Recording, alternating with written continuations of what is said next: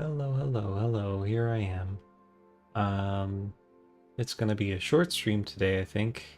I am working on lighting. I ran into yet another render glitch on this shot. What shot would be complete without some render glitches, right? So I spent the first part of today trying to get that sorted out, and I think I've done it. And I just rendered the first few frames of this shot, which I have already animated. And this is all that's rendered so far. But you know, lighting comp is done on this shot, and there were some like flickering black parts in the black pixels in the trees here. And I won't get into the specifics, but yeah, I had to fix that. So today, actually, let me open my edit.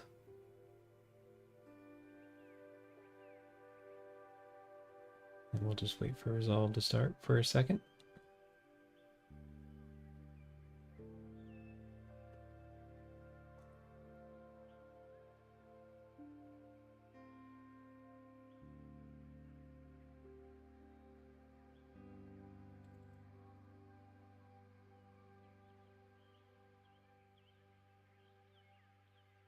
And that shot I was just showing you is this shot. And the amount of it that rendered was pretty much just that much. So there's still quite a lot to render. I'm just going to let it go overnight. Hopefully it'll finish this whole chunk here before we cut to this shot. I think today, first, because it's easier and I need kind of something easy to shift gears to so my brain doesn't explode, I'm gonna just set up lighting for this shot. Should be pretty simple. Those might be famous last words, but we'll see. And yeah, that's the general plan. And if I get through it quick enough, which I might, then I will maybe do lighting on this shot as well. Neither of these shots require like cloud backgrounds, so they're so much easier. Because if you watch previous streams, you'd know that the cloud situation is currently a mess. It's very difficult to get the clouds to work. So yeah, these should be better.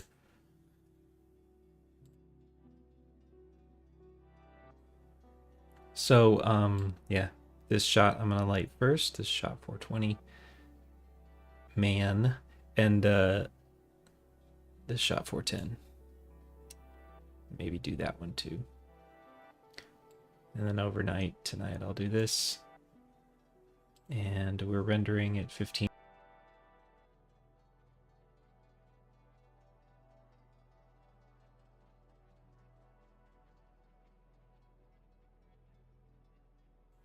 Oops, my mic was off. Yeah, I don't know where. Lost the thread, but anyway, yeah.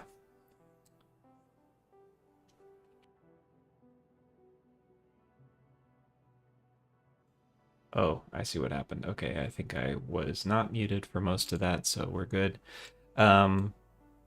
Anyway, yeah.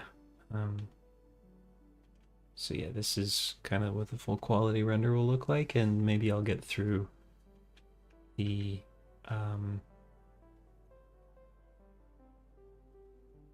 first chunk of it, rendering overnight tonight. It's long. It's going to be like 300 frames. It's 620 at full frame rate, so it'll be 310 frames at 15 frames per second. And hopefully it'll interpolate nicely and upscale nicely. So far I've been having pretty good results. And you know, I can render 15 frames per second, 1080p, HD, typical HD, the old-fashioned kind. And then the upscaler seems to work pretty well to bring me up to 4K.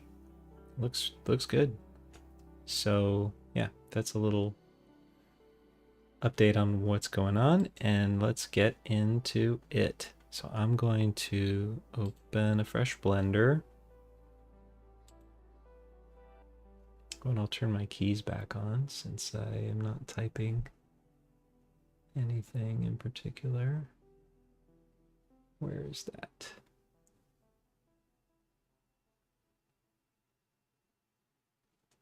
Is it already here? Oh, it's already on. Okay. So yeah, this will be, I guess, like a little demo of setting up my lighting file. Setting up a scene for lighting. First thing we'll do is name the scene here in the corner. Call it shot 420 FG. I'm using FG for foreground. This shot I think is only going to be a foreground, but in general it's just consistent. And in the main scene collection, I will link my anim. I'll link my animation from the animation file. So I got my file open here, and I just have to find it.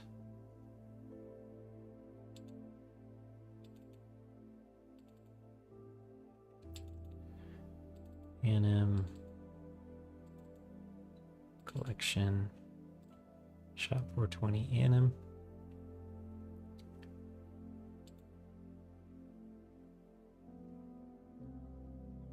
Okay, and link. And so that'll take a second, and it'll bring in everything from the anim file that needs to come in. So that's the ship and the characters, of which there is only one in this shot. It's just a reaction shot from Andy, and the camera. Oh, there's more than one camera, I guess. Yes. Need to set the correct camera. There it is.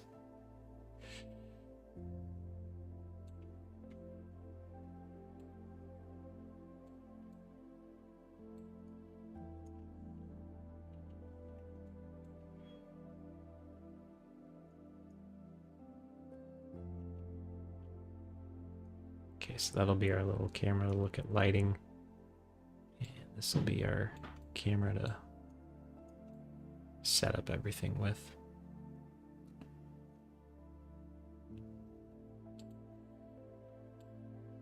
So before I go any further, I will save this file.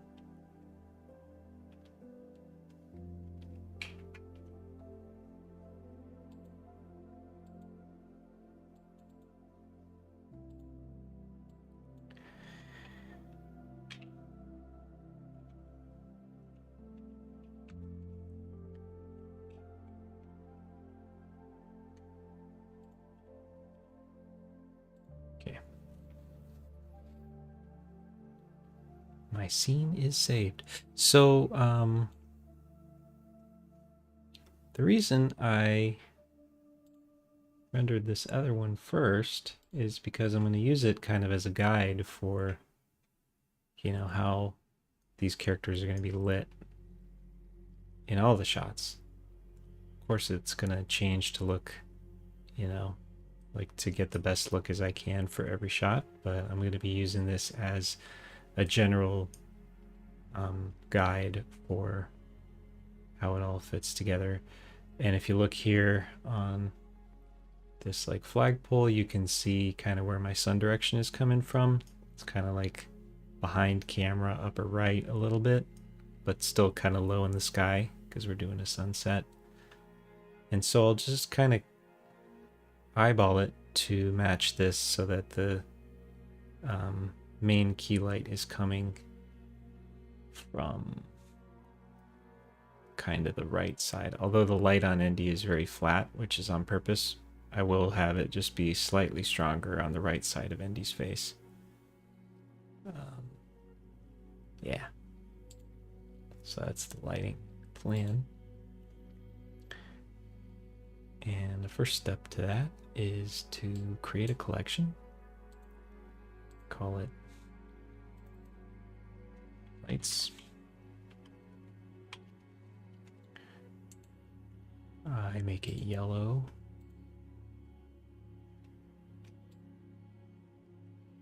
Because of those yellow cartoon light bulbs we all know and love. And let me hide a few things that don't need to be showing.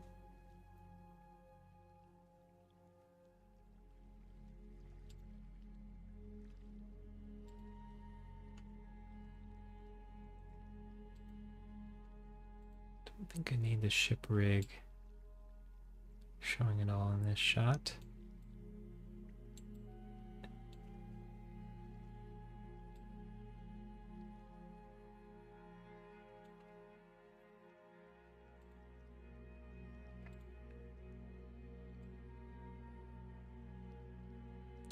Okay, and then one thing I do have to do is check my frame range for this shot, because that doesn't come over when I link in the collection.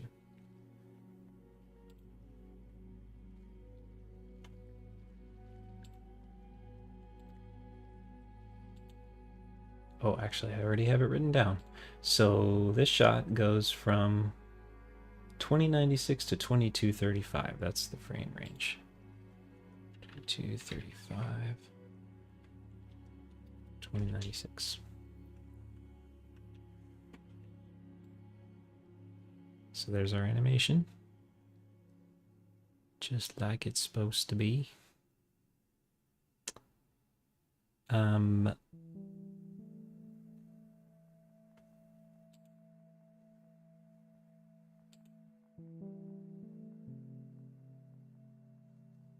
think I'll have to like recache it to get the hair to move right.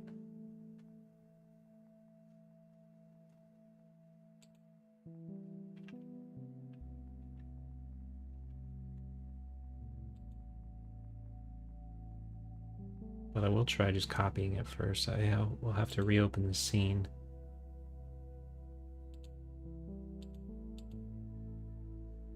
Try a little experiment real quick.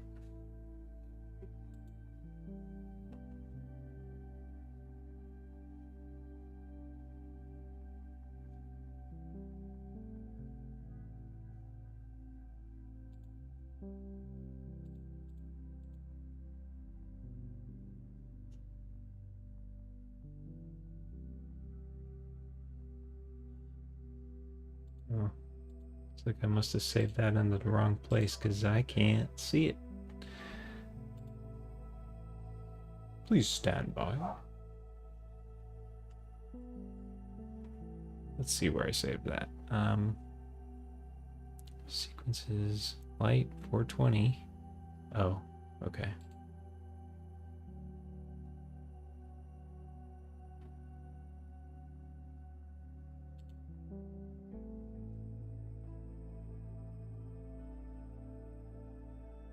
Oh, I saved it into the wrong shot folder. Okay.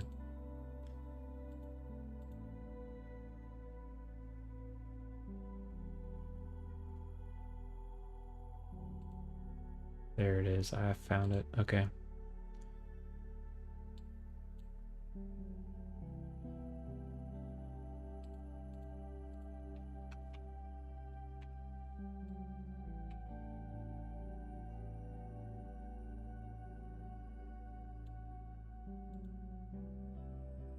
Okay.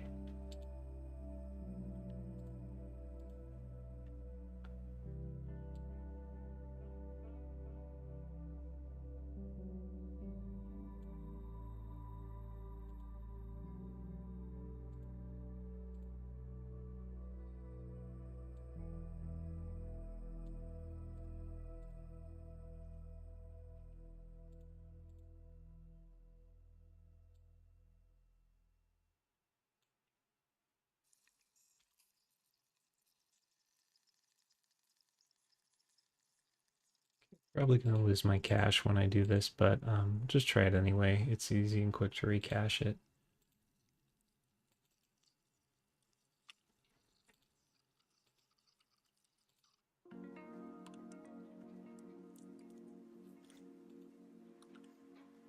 Okay. So we're back. Yeah, look, there it is. Does it stay?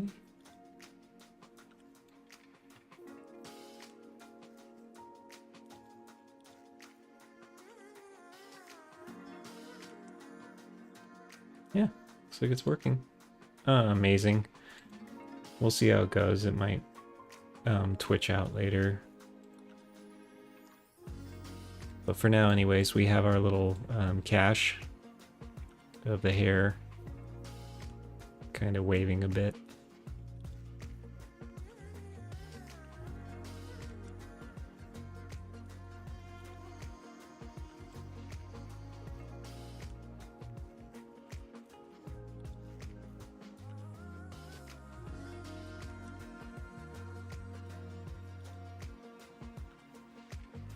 Okay, so yeah, it looks good. Looks like we're ready to start lighting.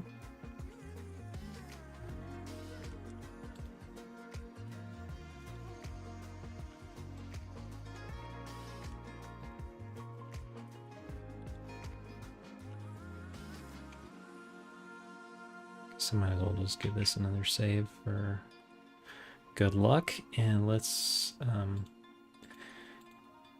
set up our rough render settings here. This is all good to start. And turn the denoiser off so that it doesn't keep trying to kick on over and over again while I'm lighting. That'll just help speed things up. Light paths, gonna stick with my defaults. Clamping, I use 10 for direct light. This helps prevent like fireflies and stuff, or just like blasted out fringes of highlights. And fast GI approximation. You get kind of nicer results if you do 2 bounces instead of just 1. You actually get a little bit of GI in there, but it's still a speed up over not having it. And that should do it. Yep.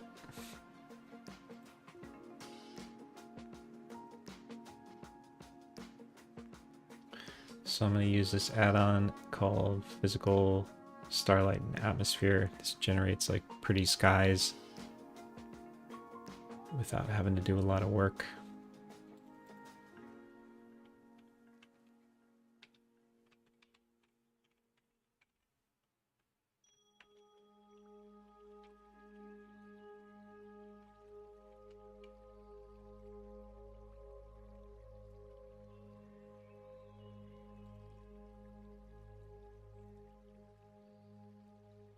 We won't even see the sky in this shot, but it basically just allows you to quickly make an HDRI lighting, you know, that's based on the physical color of the sky without having to do any work. It's great.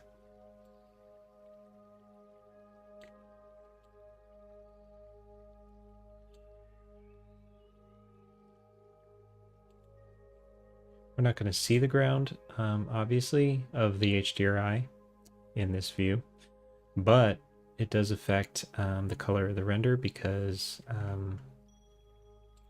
over here, in FastGI approximation, what happens is it'll calculate 2 bounces of real GI, and then it switches to like an AO that's based on the color of the HDRI. So whatever color your HDRI is basically going to change the color of your FastGI approximation. So it does make a difference to go in and pick a color that you want for the ground, even though we're not going to see it. And with that said, let's turn on the renderer. Save first in case we crash. And I'll turn it on over here at first just so you can see what I'm talking about with the sky.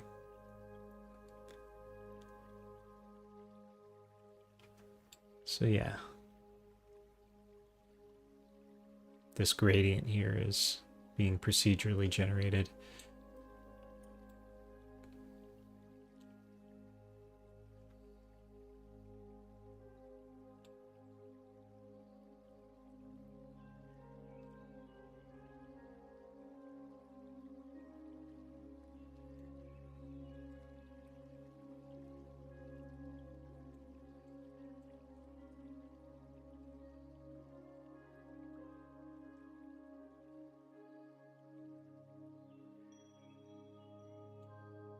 And you know what else I'm going to do is I'm going to open an image editor here so that I can get some consistency.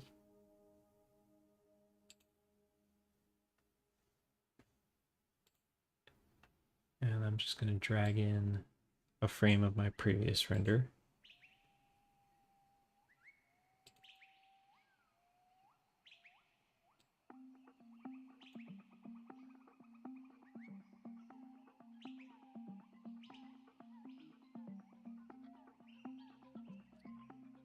Does this UDEM thing? I don't like it.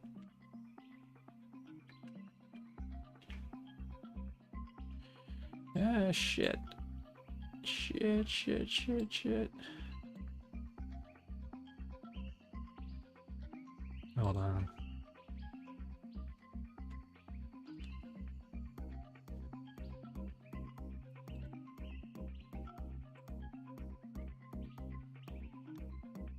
I screwed some stuff up.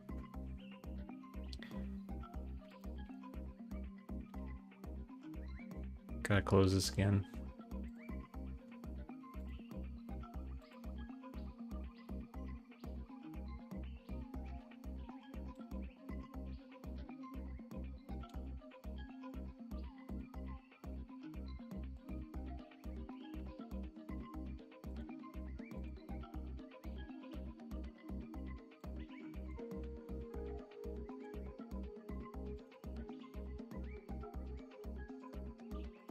All right. One more time.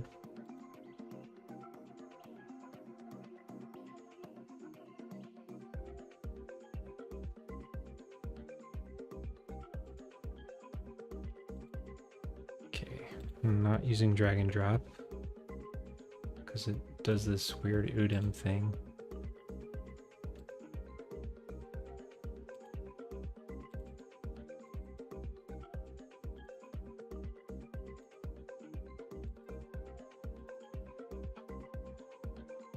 My God.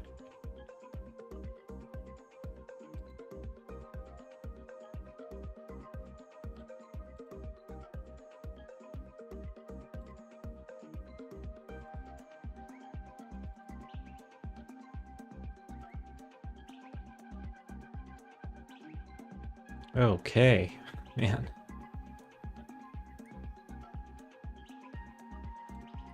Did it.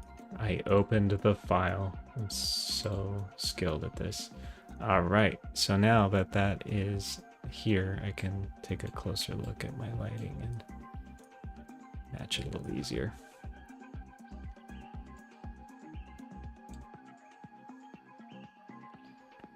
You know, a lot of this color has come from comp, so that's going to be different.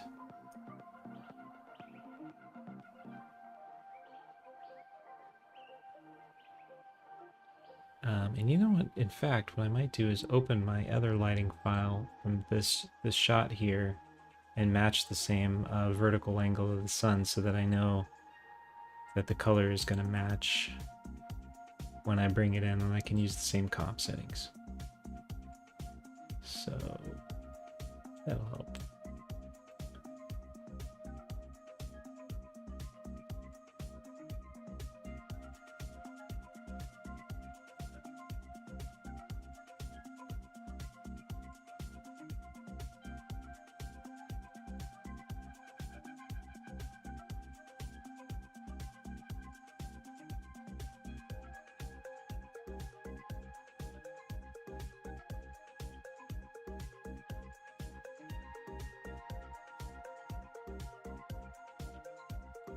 Okay, so now I'm in that file.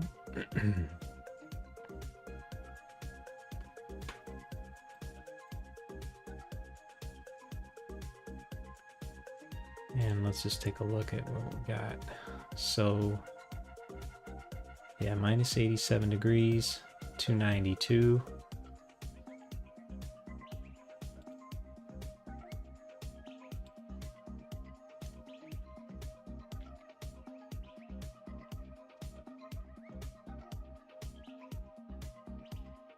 I think there's a couple other things I changed too.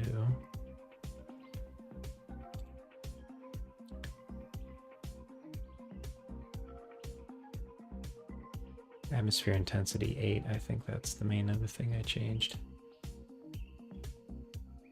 Oh, and density, gotta turn that up to 2. Yeah, 2, 8008.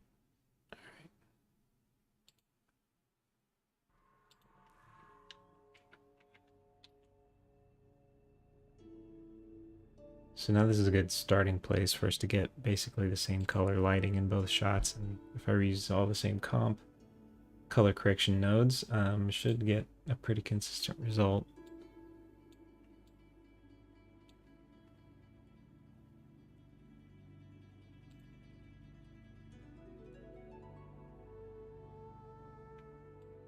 Okay, yeah.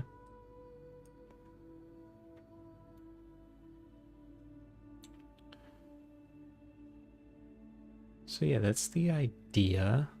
And then let's go over here and turn the render on in the actual camera view. So let's start setting up the lighting.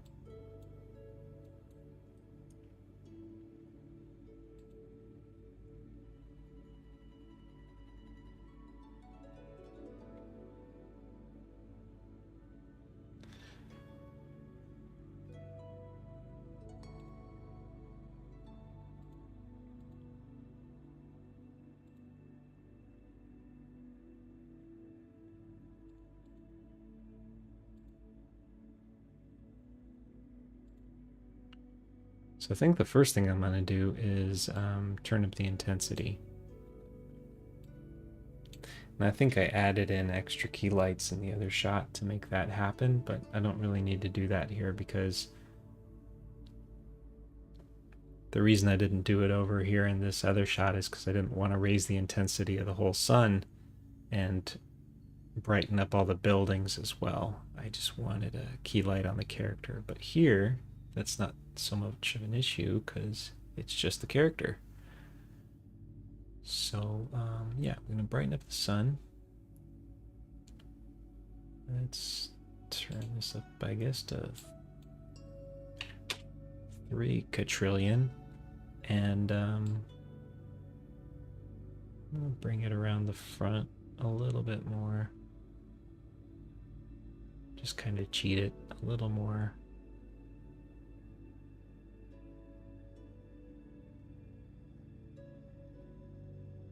Without it feeling too much like I've completely changed the lighting direction.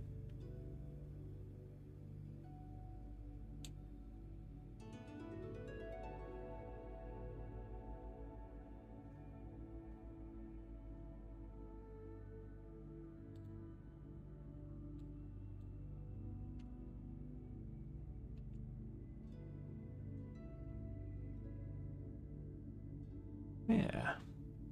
And then the other thing is to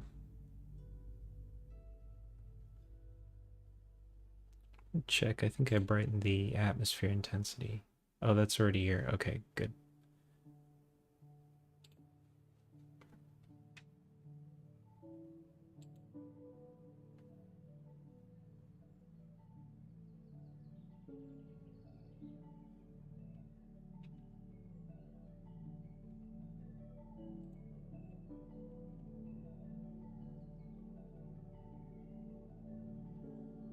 So yeah, that's a start. Obviously, I think the next step is to add in some fill light.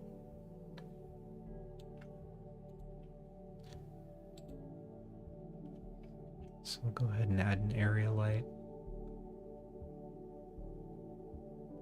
I'm mostly using area lights here to get nice soft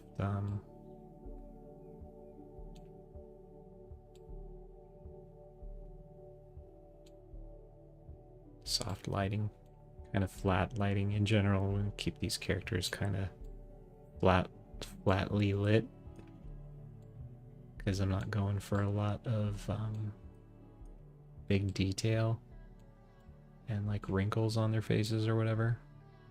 Trying to keep it pretty cartoony.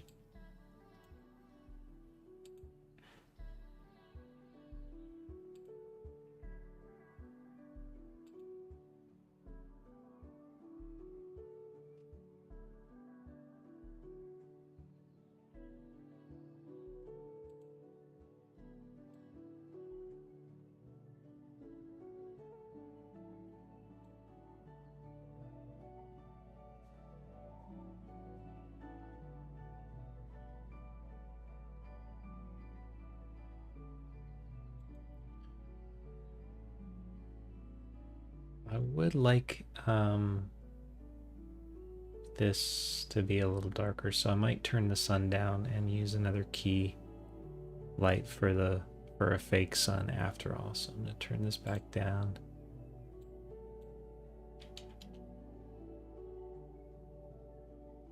Maybe even lower.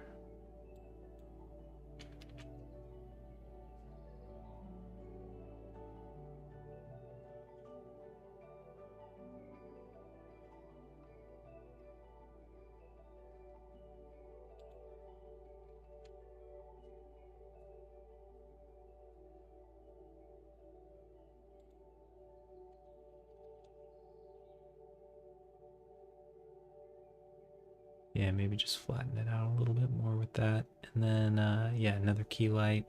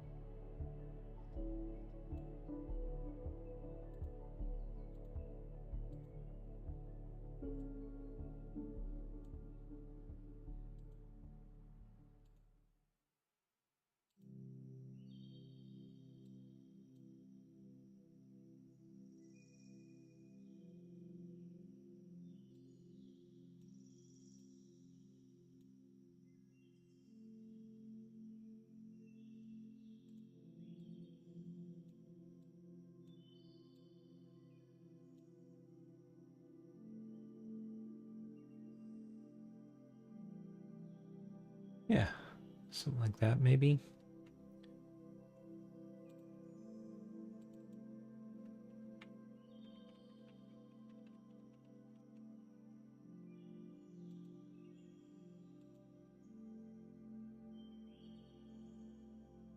Don't know if it's really accomplishing what I wanted with this being darker over here, but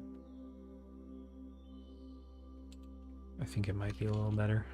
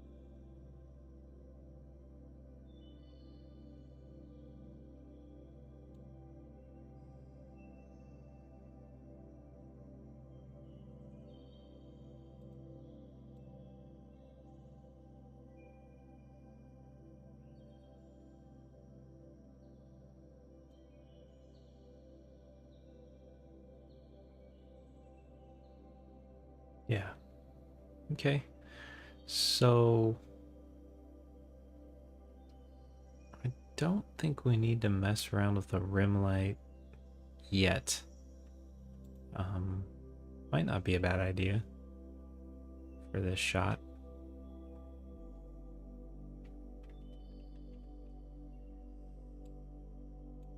Because the character is kind of backlit a little bit. And that's always a good excuse for a rim light, isn't it?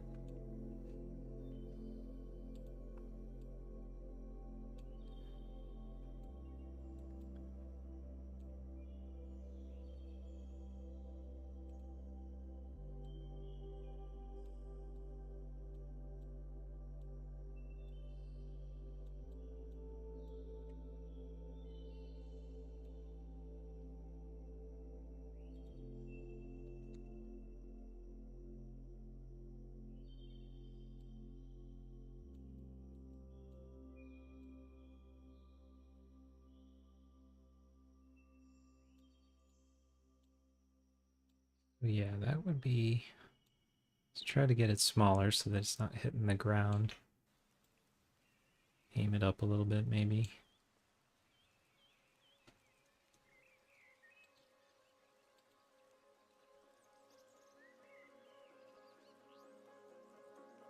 Narrow it even more.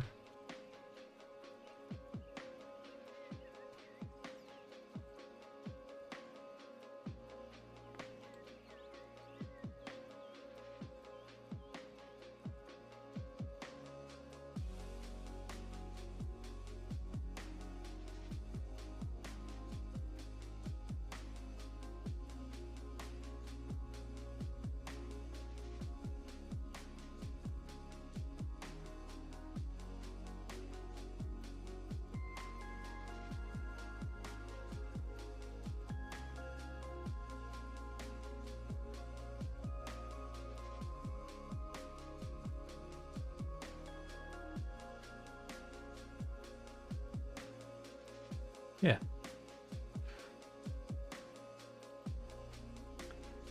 And I might make this one even more orange.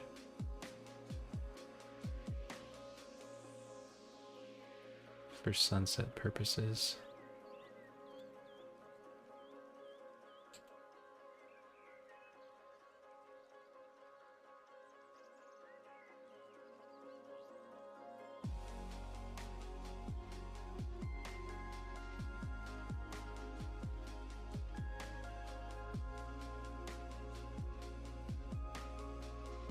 Now, I am going for flat lighting of the face, but I think we're maybe just losing the mouth a little too much, so I might just bring this a little over more to the side to help just a little bit more definition, and turn on the denoiser to see how that's looking. This might crash Blender, let's find out.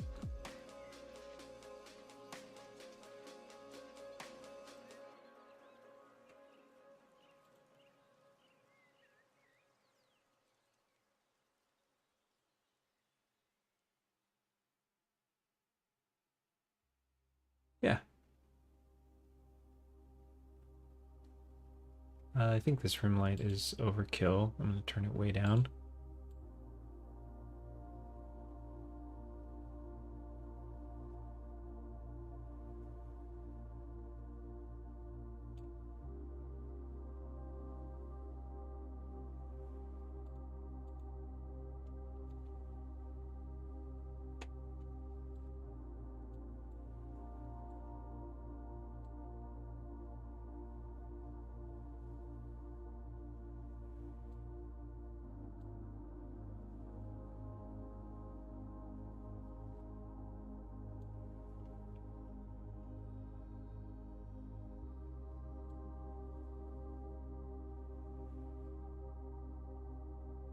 Yeah, more on the head, less on the hair.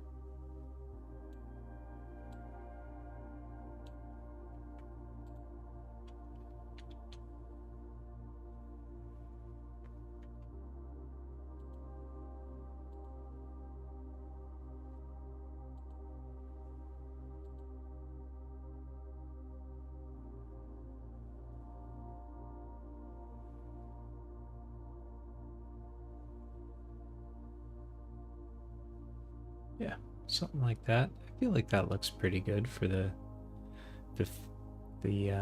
lighting on Endy.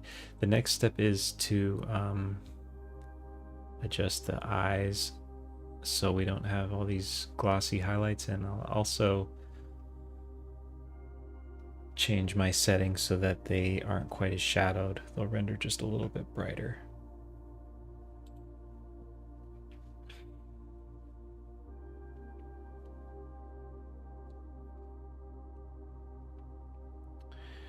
So to do that,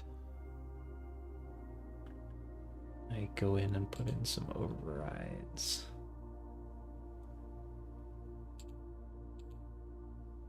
Here.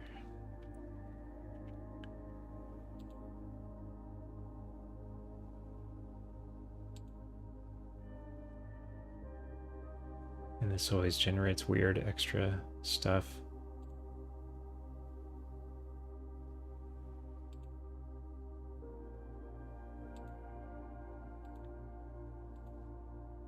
And here.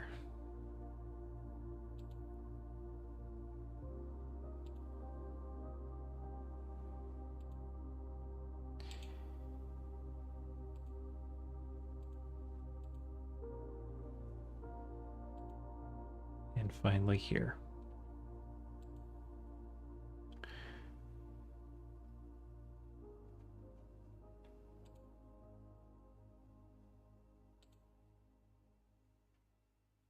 And I always just create an extra collection to drop all this weird extra stuff in so I don't have to look at it, but I don't delete it or anything. And just call that mess. So yeah, now we should be good to set up these parameters here. And it should all work.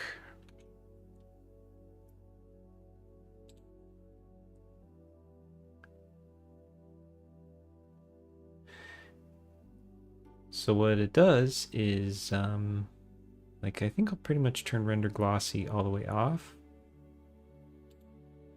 because I don't want to see these highlights that are from the fake lights reflecting in Endy's eyes. So I'll just set render glossy to 0, and that gets rid of all these. Hey Fwiller, good to see you again. How you doing?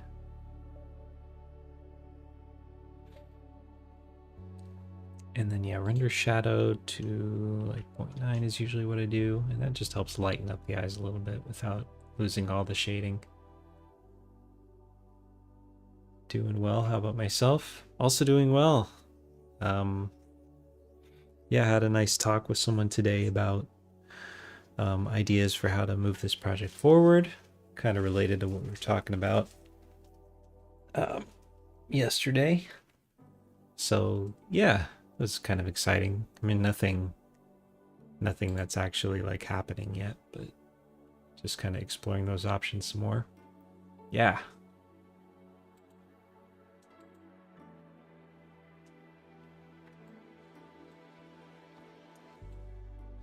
Yeah, so I'll show you since you're here. Got some few frames rendered. I had a render glitch, but I think you were watching me light this or something yesterday. Is that what we were doing yesterday? We're setting up render stuff. Anyway, I rendered a few frames today as a test. There was a render glitch I had to deal with for the first half of the day, but got it sorted. So now moving on and lighting a couple other shots to match.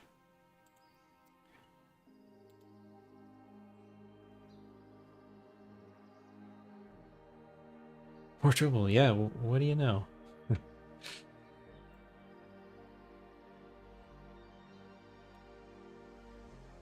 Can't believe it, right? Yeah, I was saying earlier, what would one of these shots be without some render glitches to deal with? I do think I have to move this eye dot. I can probably override it in here without breaking everything, but I probably shouldn't.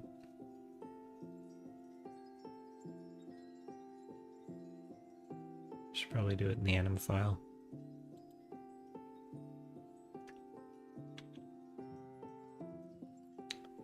But before I do that, I'll bring in the grass that Andy is sitting on, and there's, I think, going to be some plants in the background, so let's do that. So these are going to be an append, not a link. And actually, before I do this appending, I'm going to save up a version.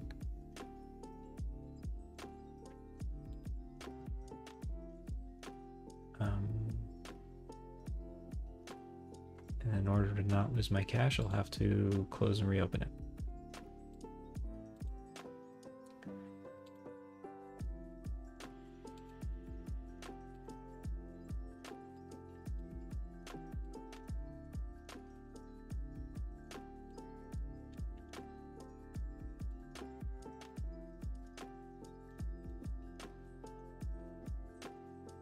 All right, reopen that.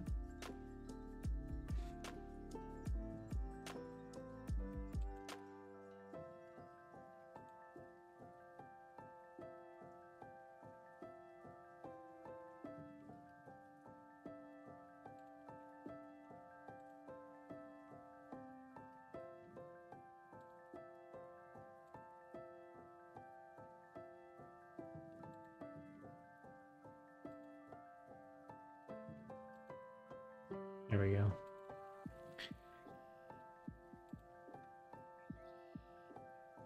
All right. So what was I doing? Oh yeah. Oh.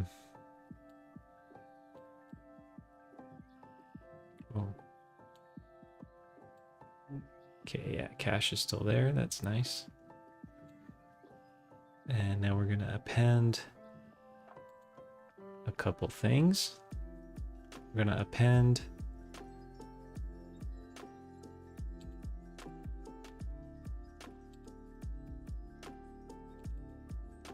the lawn of the ship.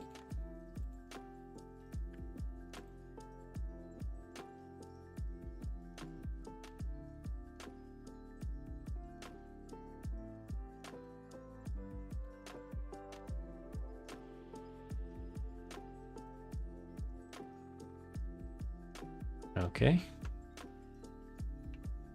So that's in, along with a whole bunch of other junk that didn't want to show up, so yeah, here it all is. This can all just go in that mess collection.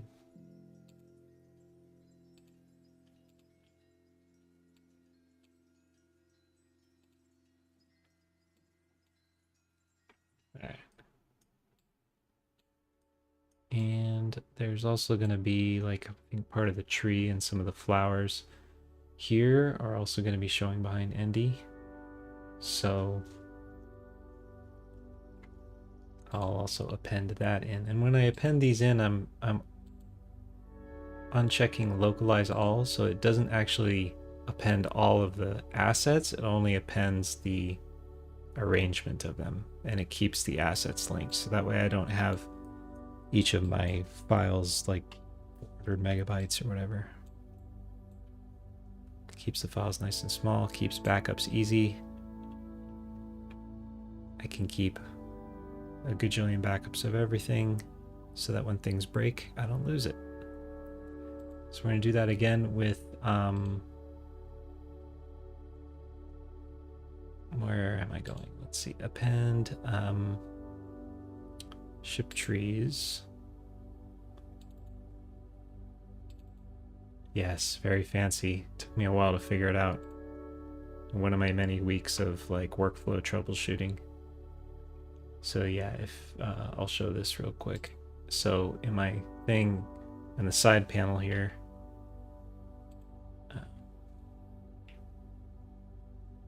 uncheck localize all, which is checked by default, and uncheck instance collections. That way you don't have to create an override to gain access to all the sub-collections. They're just all available to you already, and you can turn things on and off without having to create overrides, which is nice. So yeah, I'll append that, and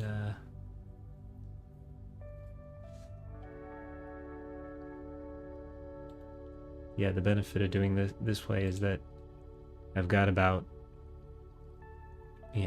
300 megabytes of assets loaded into this file now, but my scene file is actually still 5 megabytes, which, yeah, is good. So there's all that. Everything's in now, and if I render a test frame, I'll see the real grass. So let's try that.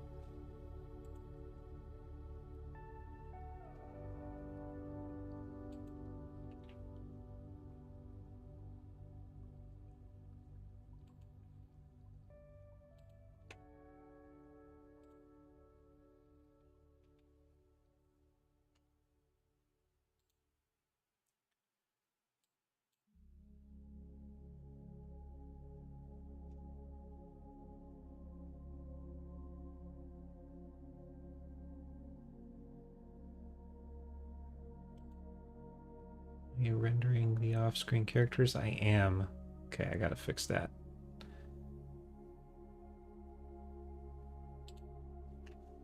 Let's cancel this.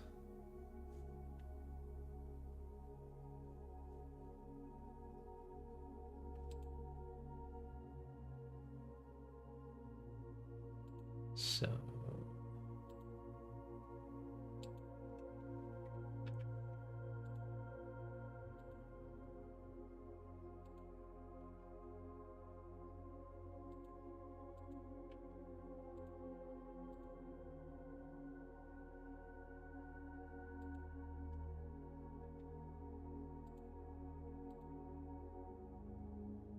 all right, that should speed things up a bit. Try that again.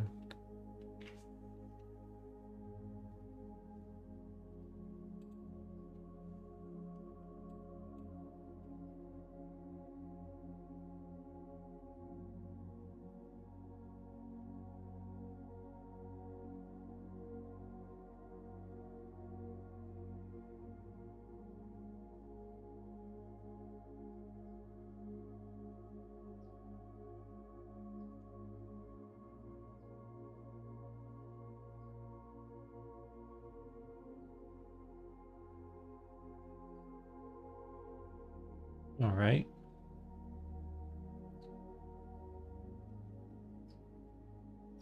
Definitely going to want to use some depth of field on this shot, because these background assets don't really hold up so well to like this much visibility. And also it'll just feel more natural that way. It looks like the material override did not stay active or something. We still have the highlights reflecting in the eyes, so I'll also get rid of those.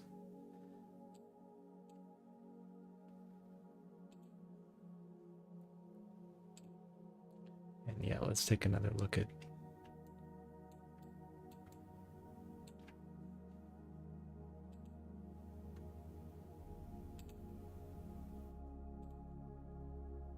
render controls. Those are still there. So did I lose my overrides on the materials? Looks like I did.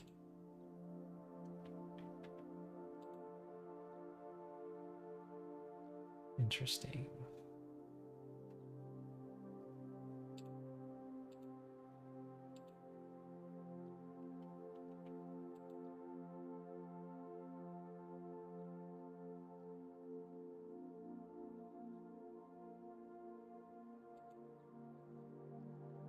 Like we were just saying, what would this be without some render glitches, right?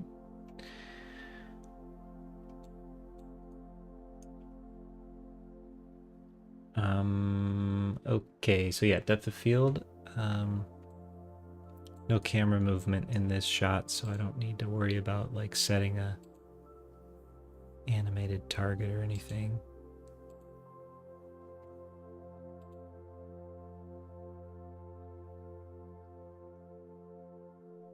My camera's here.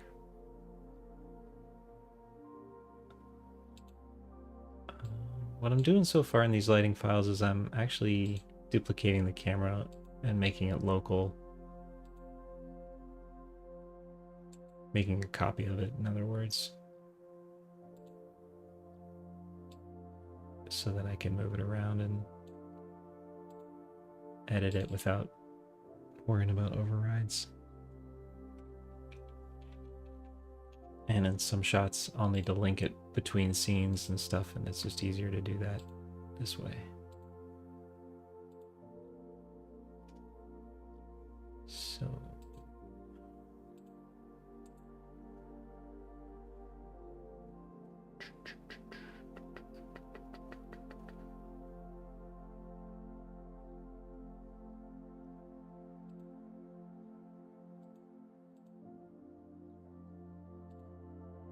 There we go.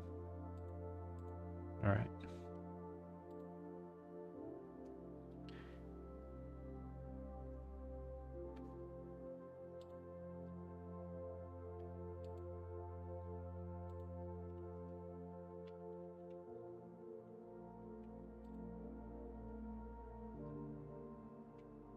Let's try a real small f-stop, like 0.1. It's going to give us really dramatic depth of field, probably.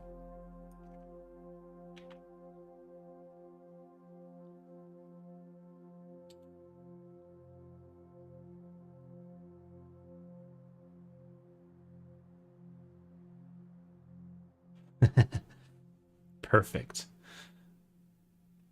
And it's done. All you have to do is make your shot extremely blurry, and that's all you have to do.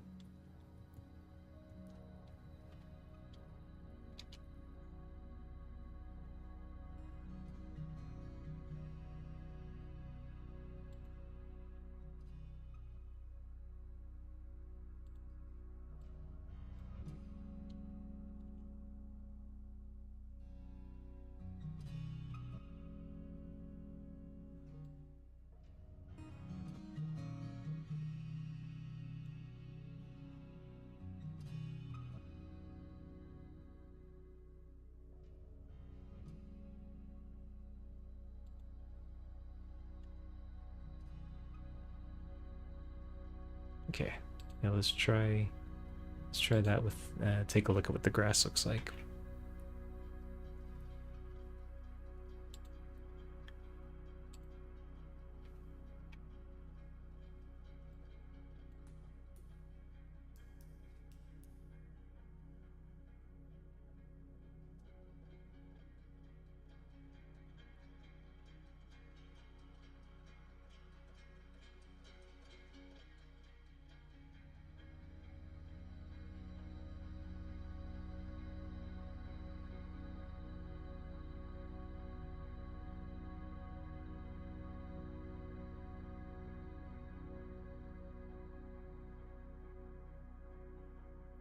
So this is where the speed up from the what's it called, the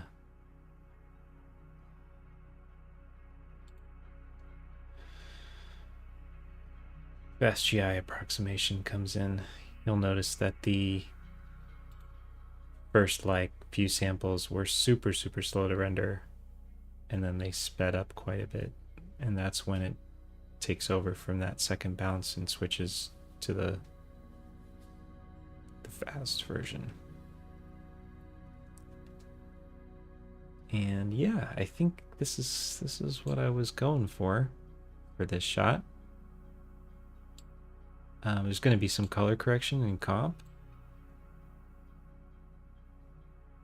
to help kind of warm it up and match all the tones closer to this one.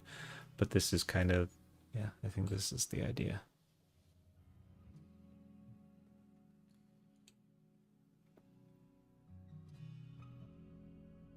So there's just one thing I want to do before I call this shot done, and that is to move this eye dot a little bit so it's in a better spot. And then that'll be it for this shot. And let's see, I've been on an hour. So yeah, maybe we'll get into the other shot as well. We can get into this one here. Probably won't finish the lighting for this shot on the stream. It's going to be a lot more complicated, but might get started on it.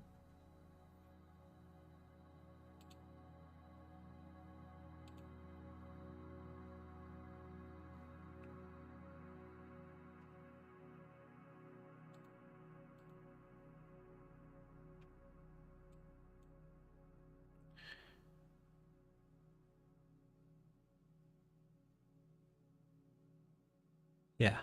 Okay. So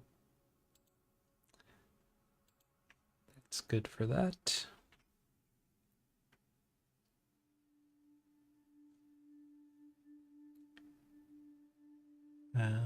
Just open this real quick, close this.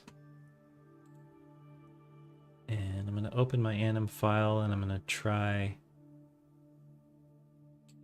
We'll see if Blender explodes if I update the anim file and then reload it in here. See how it goes.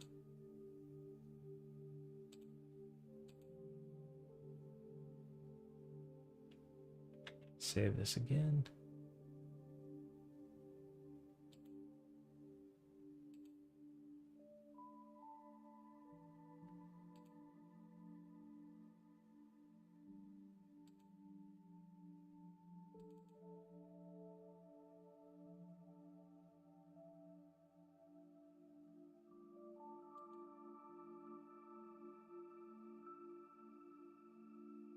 Okay, so here's the anim file, and yeah, I have these like proxy anim eyes that kind of help me almost determine where it's supposed to be, but they're not exactly the same.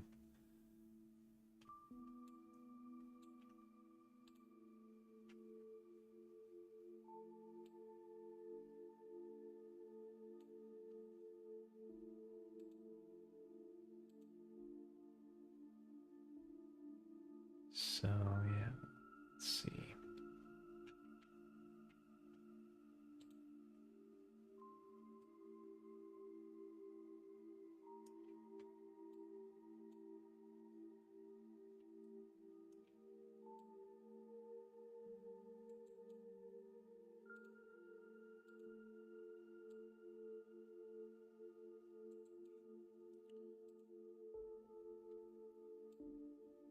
There we go. Okay.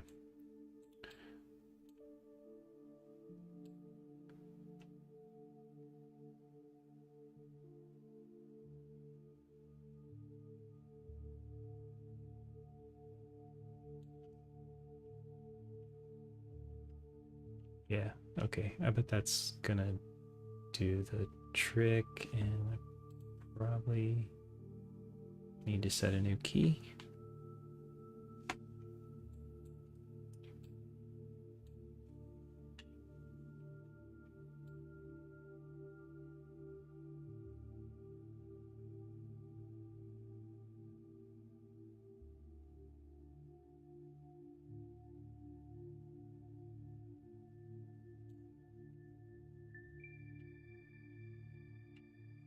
Let's try it.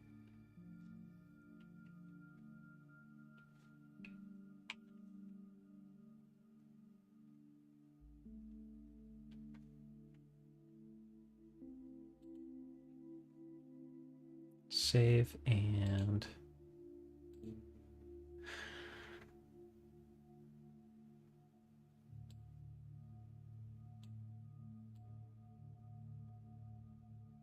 yeah, reload this one.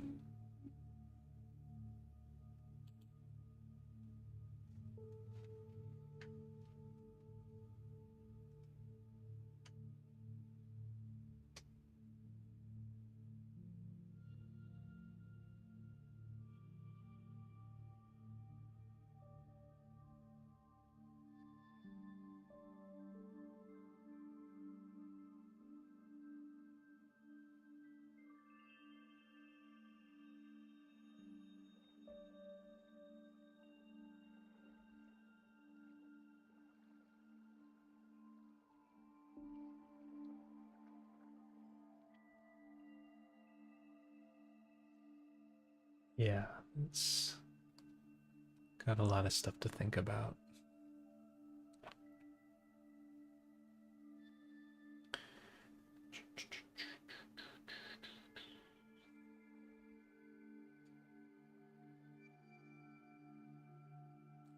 I feel like it's usually faster just to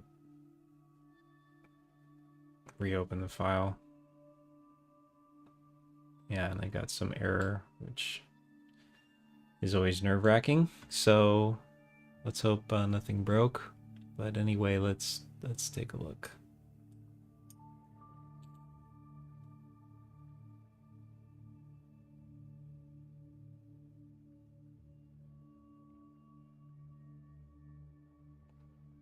Yeah, that's better.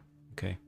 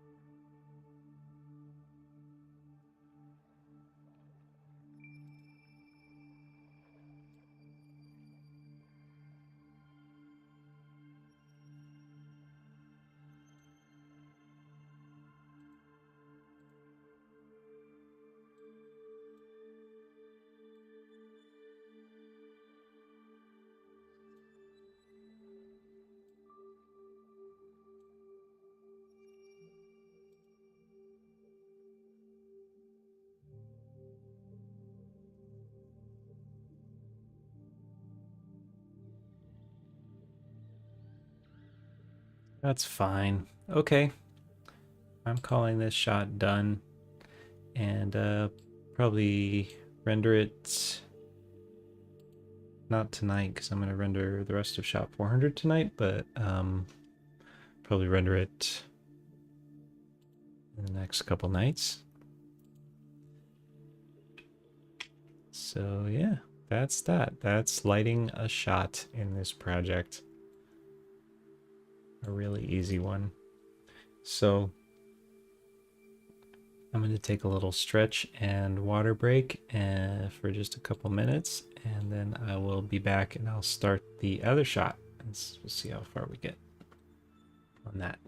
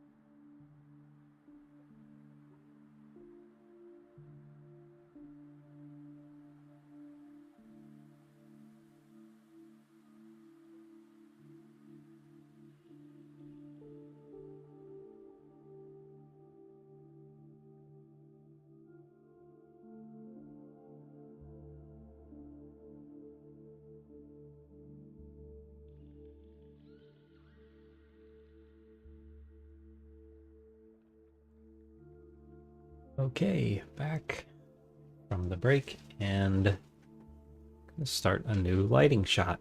I just remembered when I stepped away that didn't set up comp for this shot, which also needs to get done before I render it, but I think I feel more like doing the lighting right now than doing another comp. So yeah, we're gonna close this out and I'll come back to comp this later. So save and close this. Close this. And yeah, we're gonna go ahead and set up some lighting on this shot now. Shot 410. So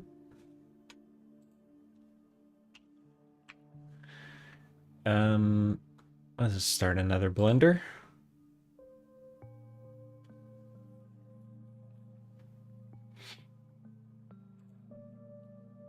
And set a couple things the way they need to be.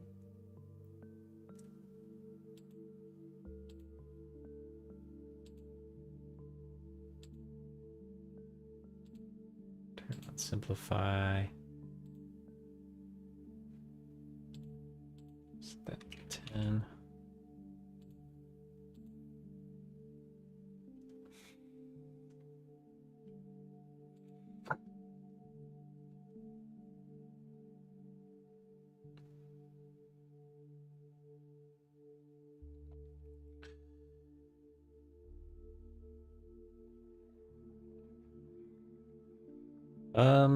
Okay, so gotta do a couple things on the file management side real quick before I start another one.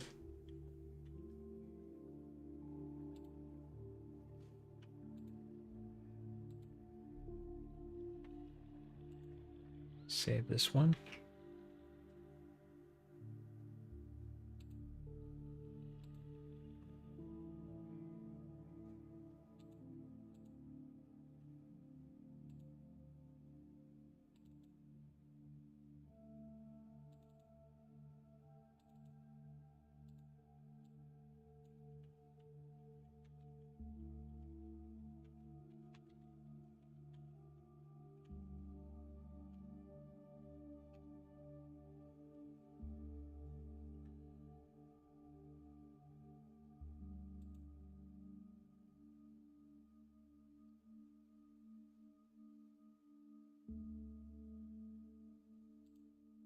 Okay, now that that's saved, I'm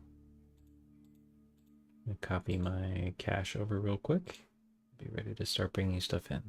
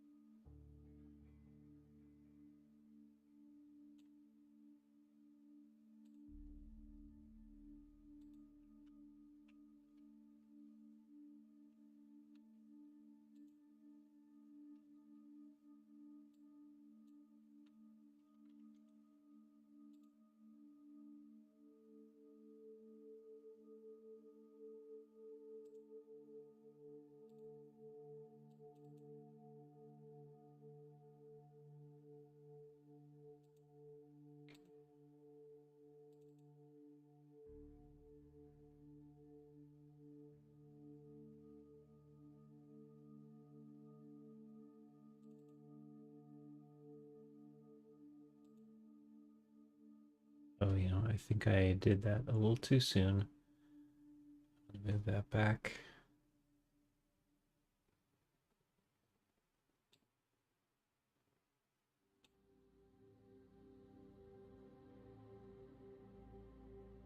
Okay, so yeah. So the first thing I'll do is I'll link in my anim.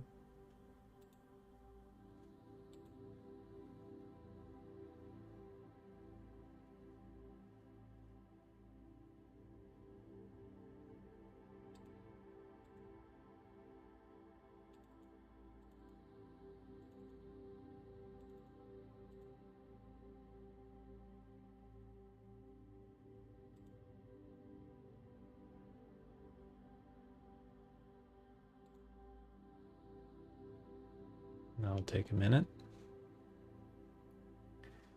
Really quick minute. There it all is. Once again, choose my camera. And the next thing I'll have to do is set that frame range again.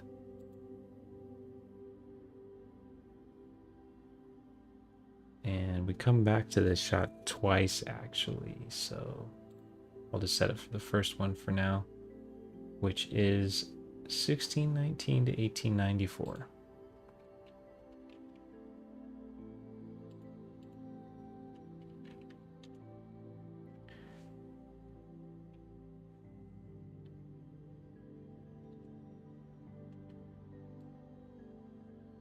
And there we go.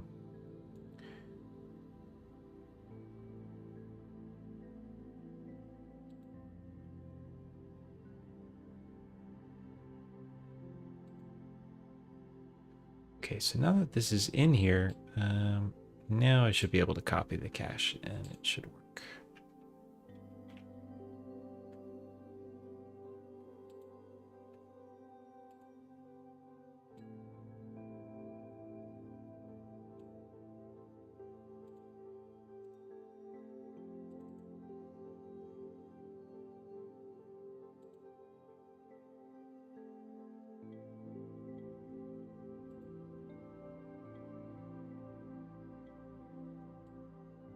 There it is.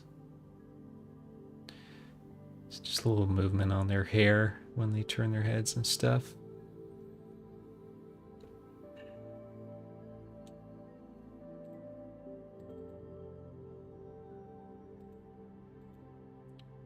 Great. Okay, so just gonna kind of do the same thing I did in the previous file. I'm going to set up like a couple extra screens.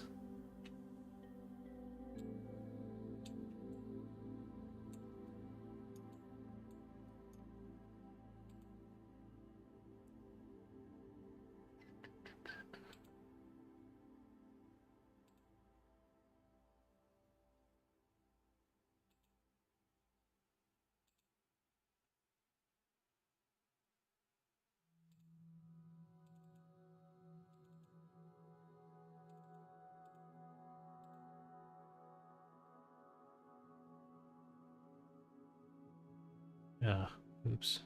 That Udym thing again. Gets me every time.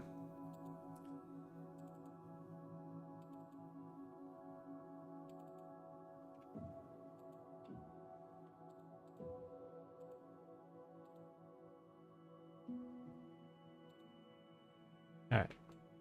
That's better.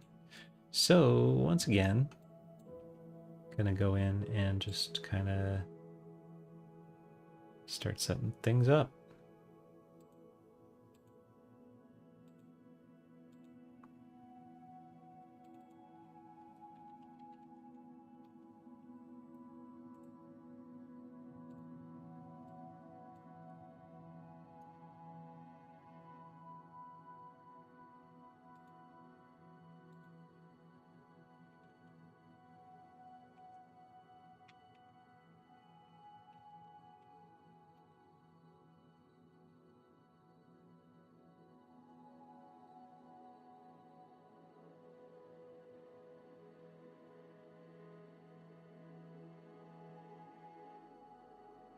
Oh, right. The reason I've been naming these, by the way, is because I, instead of having to do that thing where I was jumping back and forth between all the different files to copy all the settings, I can just bring the other one in and start from there. So I'm going to save this, and I'm going to append the world from the other scene I was just in. We can start from there. It'll save me from having to manually retype a bunch of stuff. So let's see, that was shot 420. Lighting.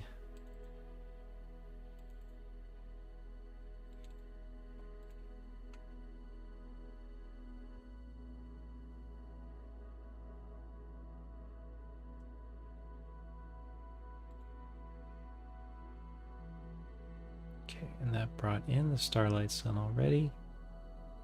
And if I switch this over here,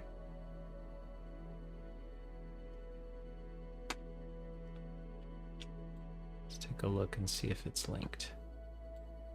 Yep.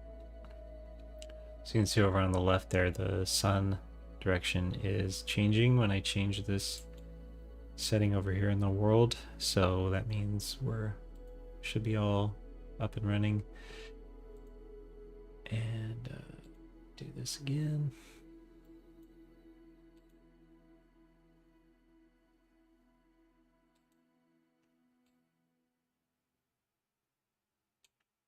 But yeah, now I don't have to do all these all over again.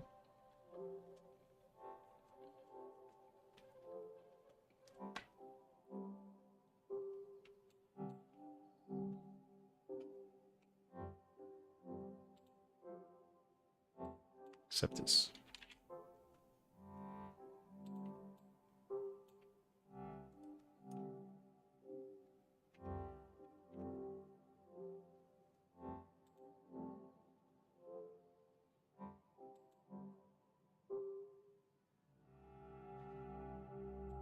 Yeah, and the other one I'm going to do again is copy my camera in and localize it so it's not just the linked one anymore, and I can make changes if needed.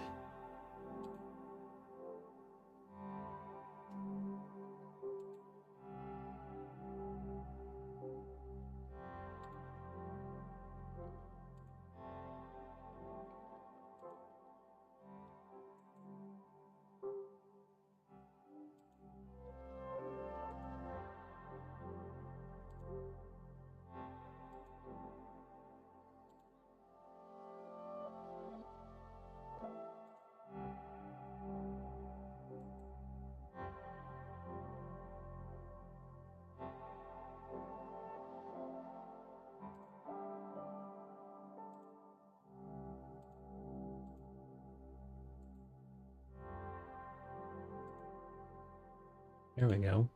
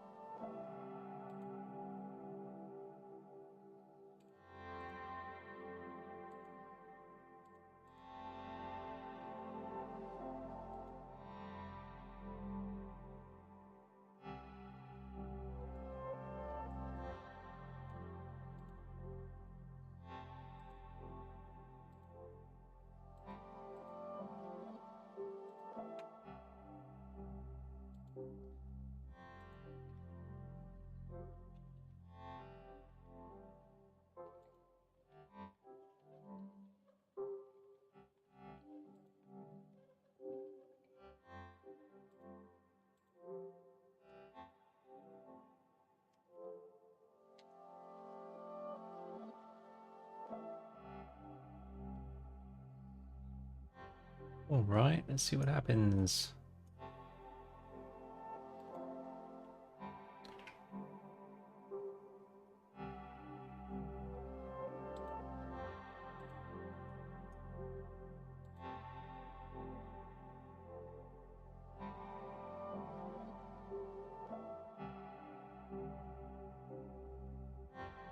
Couple things you gotta hide real quick.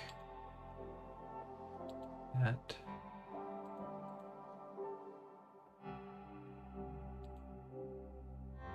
Those.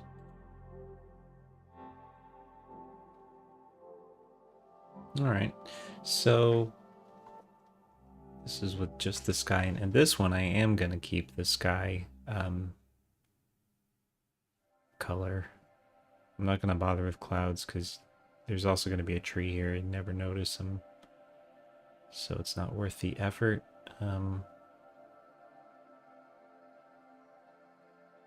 But yeah, we'll keep the HDRI sky here to fill in that space. And I might even be able to use it in comp to create some nice glare coming from behind, kind of glow and fill in back here. That'd be nice. So anyway, that's all down the line. First is just some lights. I think I'll cheat the angle of the sun just a little bit more towards us.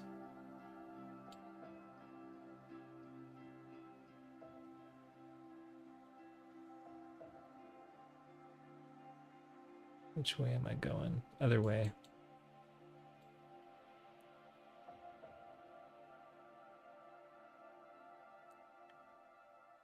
Yeah, something like that.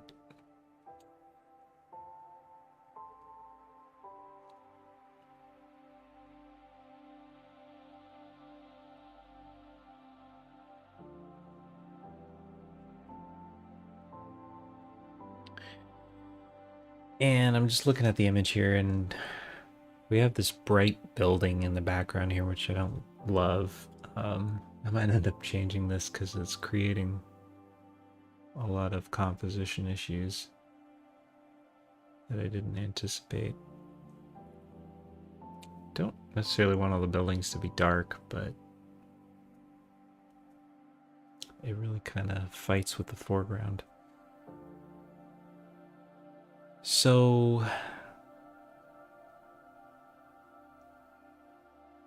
let me look at my space here. I think if I can cheat it and put kind of like I did in the other scenes, lower the sun intensity and increase the and put a key light in here that doesn't hit the building so much, might be able to create a little more contrast. But in doing so, I might actually just even them out even closer to each other. So just gonna mess around a bit and see what happens. Rename this. Yep.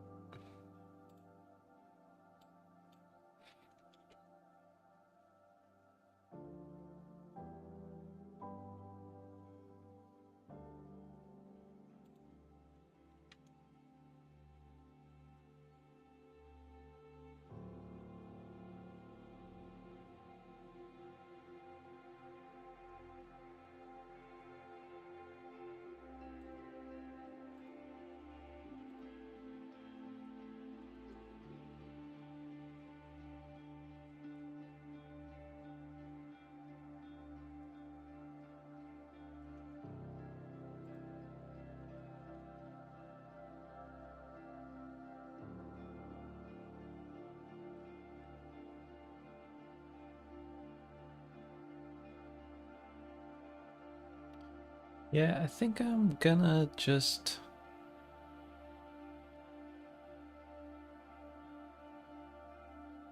not worry too much about this building. Don't think there's much I can do about it at this point. Might just have to change the color of it later in the next episode or something.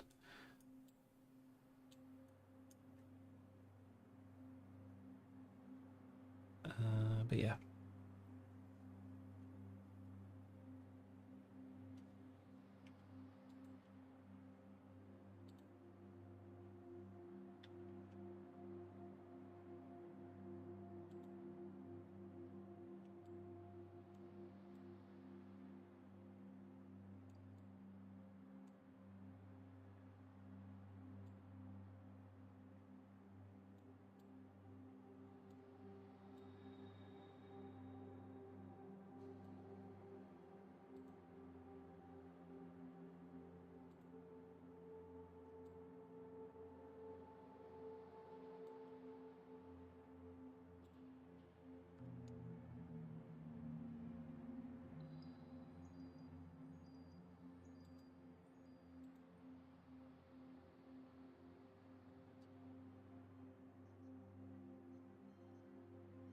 So I'm dropping in another light, not on the opposite side of the key sun. So the sun is kind of like almost sideways. If we look at it here. And I'm not going to do a full 180 degrees with the fill light. I'm doing kind of like 90 degrees, or maybe even less. the idea is we can kind of soften out the shape of the face. Actually, like, reduce the contrast a little bit, and then I might put another fill further,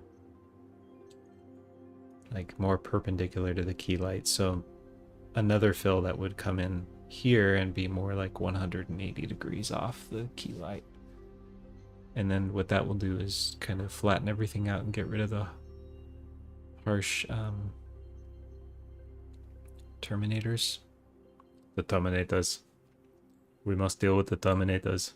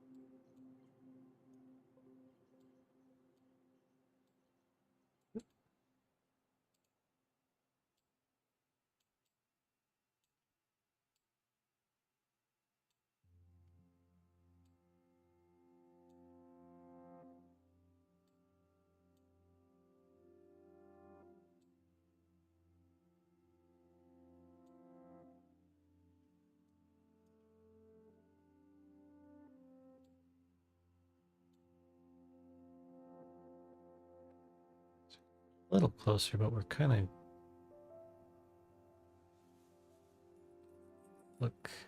of looking really front lit, which I don't necessarily want. Let's see, spread this out again.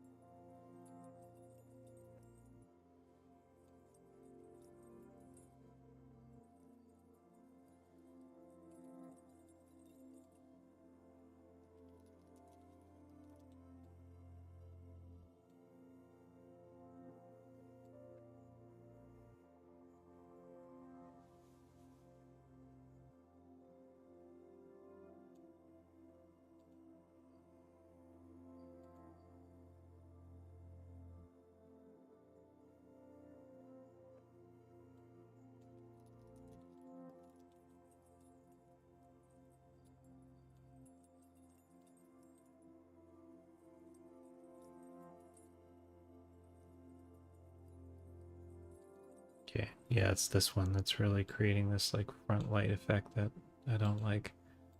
So let's move it a little further over to the side.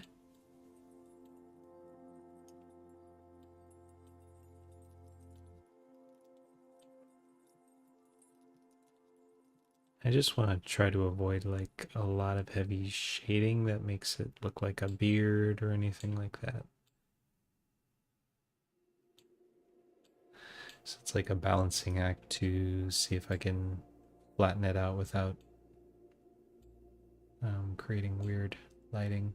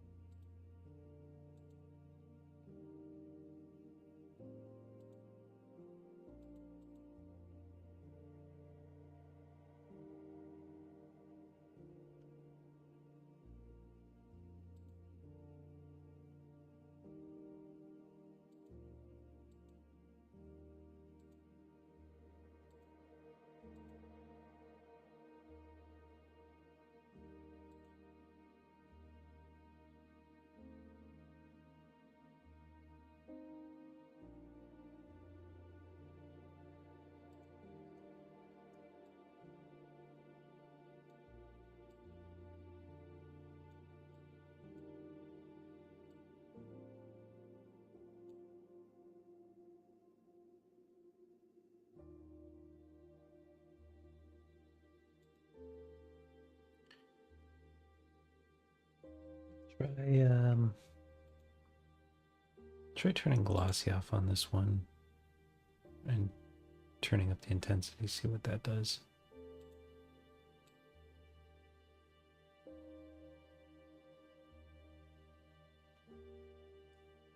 Hi, poster. Did I design each character? I kind of co-designed them. I hired a character designer, who I would give most of the credit to for the design, and then I made a few tweaks.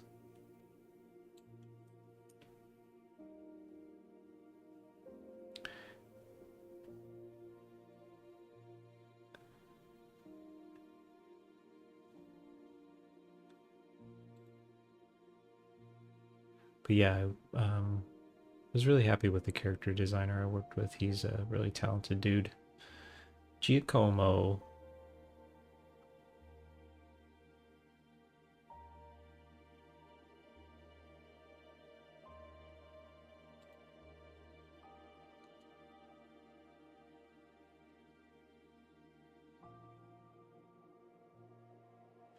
Okay, I think we're getting a little closer now. Yeah, the rear building is just going to be bright. That's just going to be the way it is.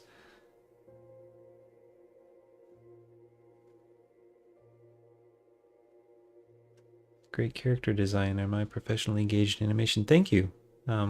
Yeah, Giacomo did a good job, and thank you. I'm glad you like the designs. And to answer your question, yes, I am a professional animator / CG generalist. Been working in the field for about 20 years.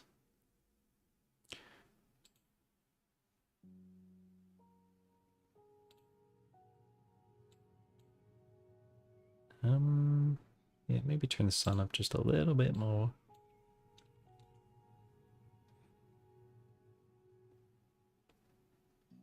Just to kind of match the intensity between this shot and the other shot a little better.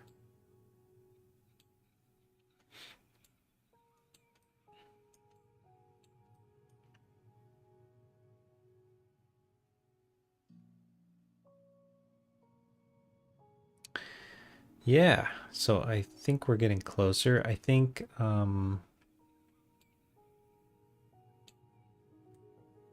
great to meet a colleague. Yes, thank you. Good to meet you too. So you're a fellow animator, eh?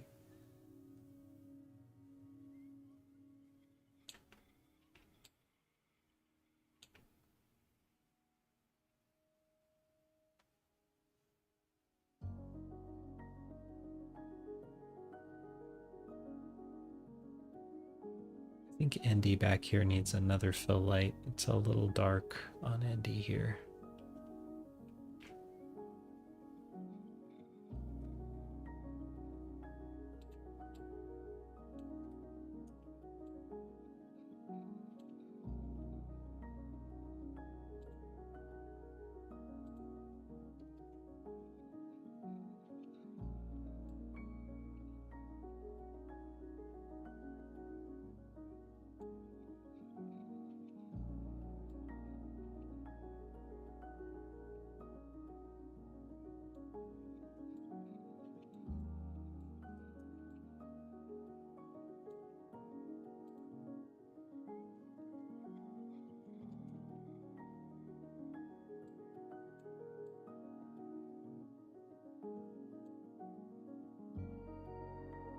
Well, thanks for the follow, by the way. Welcome to my channel. I don't have any like alerts set up or anything yet, so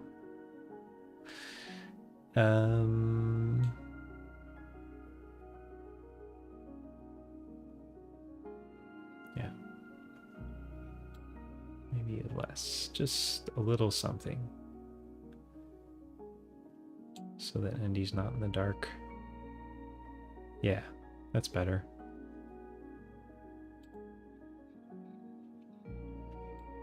And I'm gonna check the movement real quick to make sure that neither of them move into the light, because that will create a render problem. Yeah, it looks fine. Okay, so yeah.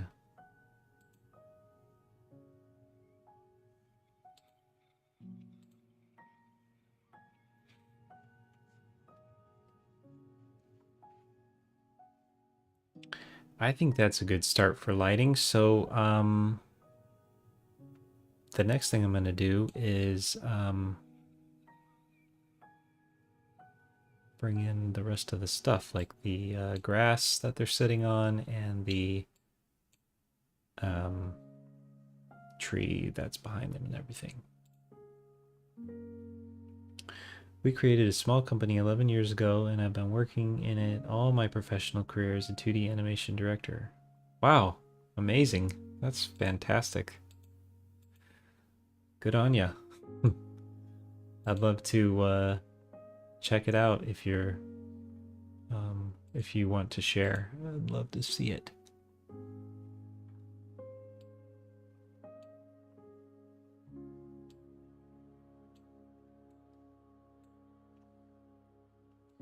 Also, animation director, that's cool. I don't really have any experience doing that. This is kind of like the first thing I've directed in like a decade. And I'm just directing myself so far.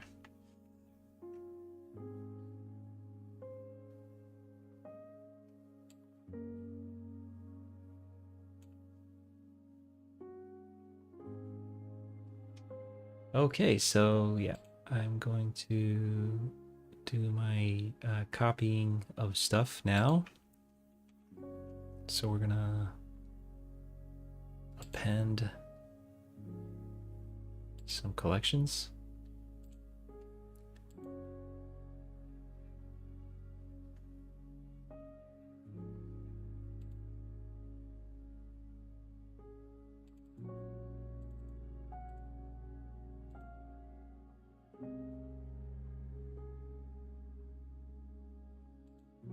This will bring in the lawn.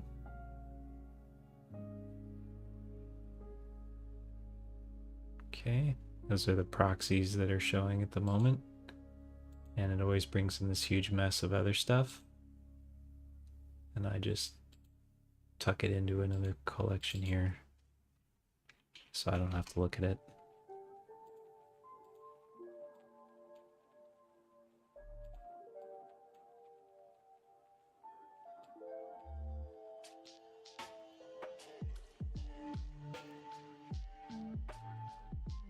And the other thing I'll copy in is the trees.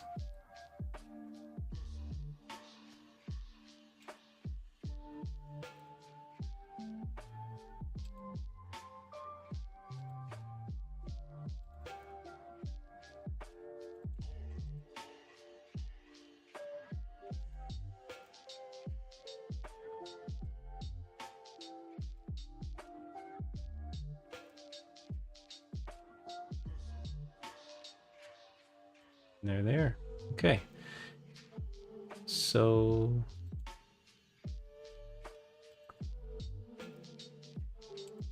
if I did everything right, my phone won't blow up.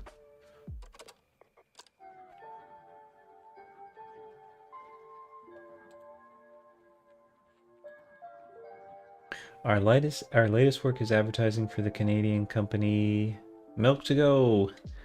If you will have time, you can go directly to their website. We are mainly engaged in commerce. There is little time for creativity. I know how you feel. Yeah, I mostly in my career have been working on commercial projects and broadcast graphics and stuff, and I am in exactly the same boat. Little time for creativity, as you said.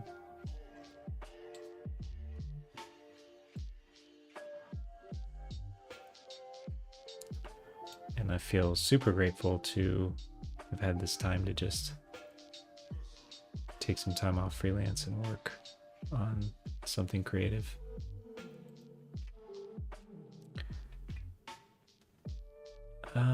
Okay, so let's, if I render a frame, then we'll get to see the actual grass and not these white triangles. So I'll do that.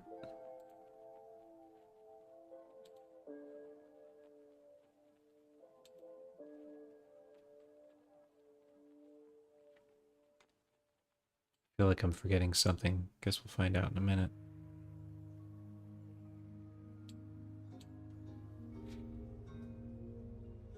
And while we're waiting on that, yeah, if you want, yeah, I can bring up that, should I bring it up on the stream while we're waiting for this render?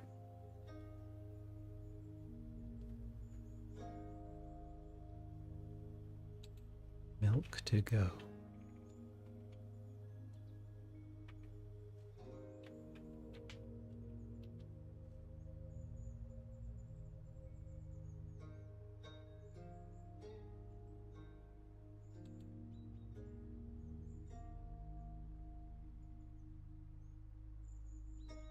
Ooh, cool. Yeah, I'm looking at it off the side of the screen.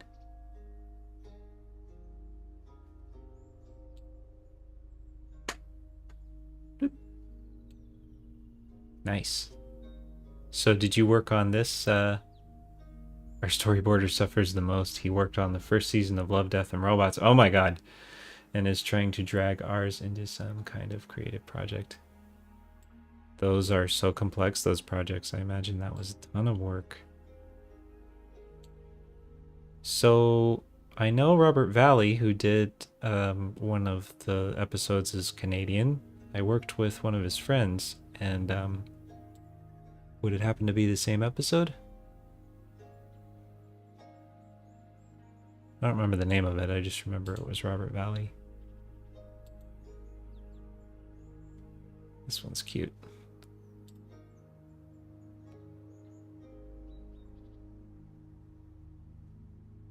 Cool. That was the same one, eh? Yeah. Sorry, I'm kind of in I'm not Canadian, but I'm in an A kind of mood, so I hope you don't mind.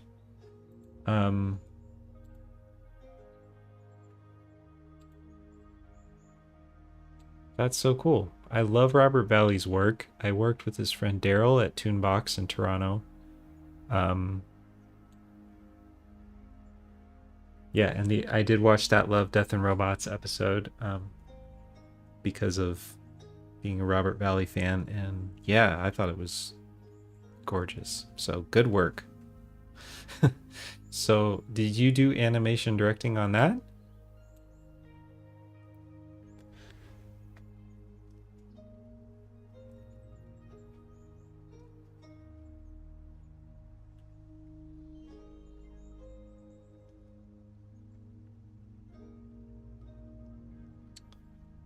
Okay, it looks like I've got a really intense shadow. I think that's probably coming off the sun. The real sunlight. So I'm gonna mess with that for a minute.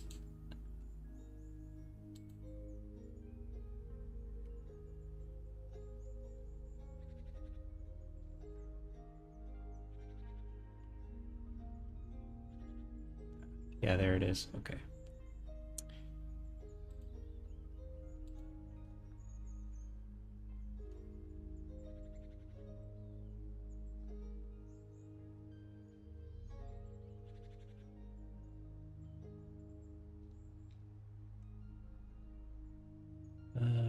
Where am I? I'm looking for the sun diameter. Here it is. Okay, so if I switch this to like a 10, I think that should soften all the sun shadows. Yeah, that's more like it.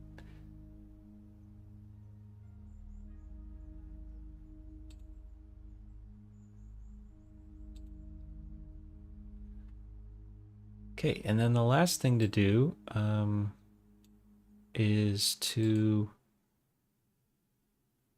go in, and I have these overrides I can do on the eyes so that we don't get reflections that we don't want on the eyes. So I'll go and set all those, and then I think I'll pretty much be done lighting this shot.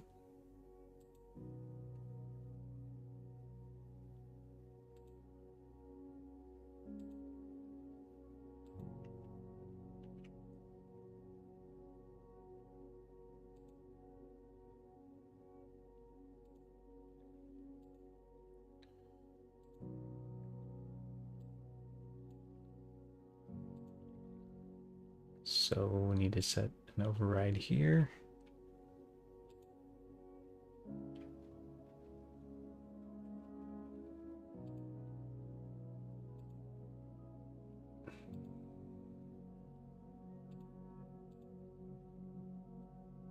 And also here.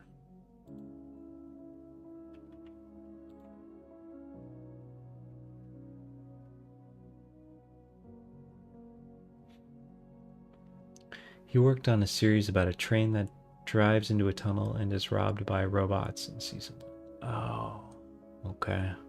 I think it's been like years. I think I watched that right when it came out, and I never remember anything I watched for more than 6 months. This, at my age. It was made by our good friends from Eastern Europe. I am Serb, and we helped them, but the director was excellent, so I myself did not participate in the project in any way. And you guys helped them.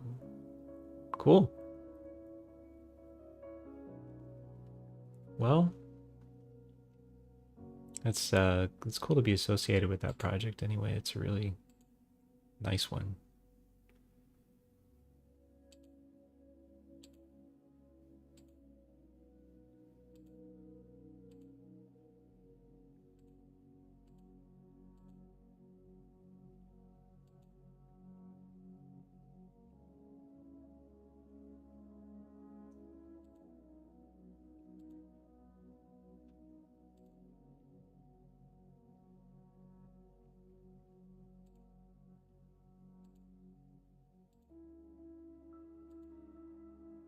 Okay, that one and this one.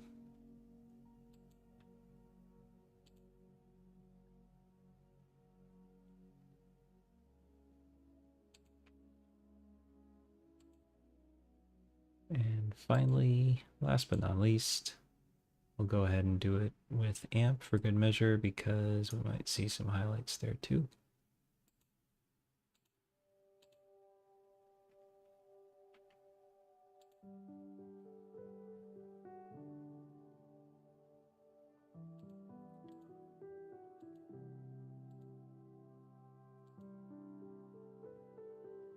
Poster, do you have Blender experience? I'm curious. Do you guys use Blender at your studio too?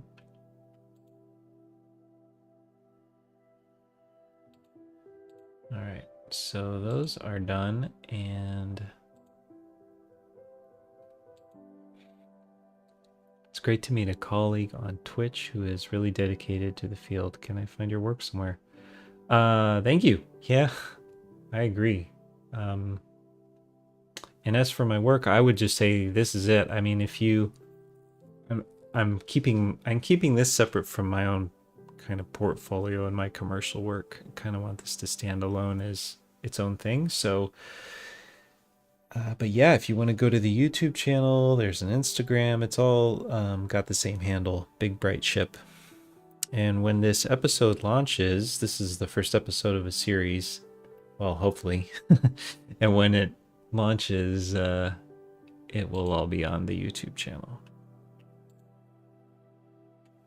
But I figured why not just, you know, share this part of it too, because it's going on so long. And, you know, why not?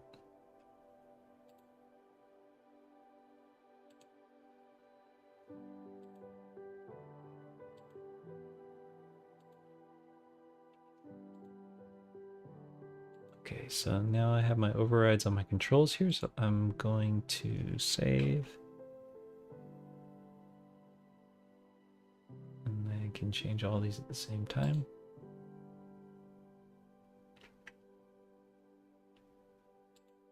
Controls, render controls, render controls. So render glassy, I'm going to set to 0 so we don't see any light highlights. And render shadowed, I set to 0.9. And that just kind of creates some ambient illumination in the eyes to cut down on the shadows, but we don't lose all the shadows completely. Let's see if it worked. We only do 2D animation. We are behind the times. We don't even have a 3D department. Well, I mean, 2D's its own thing, I think. I wouldn't say it's behind the times.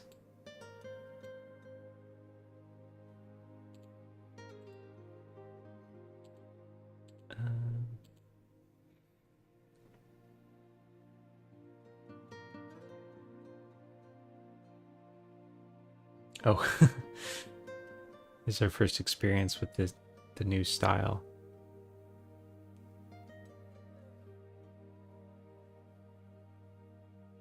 Wow. Well, you guys did a good job, I think. I wouldn't have thought it was your first one just from looking at it.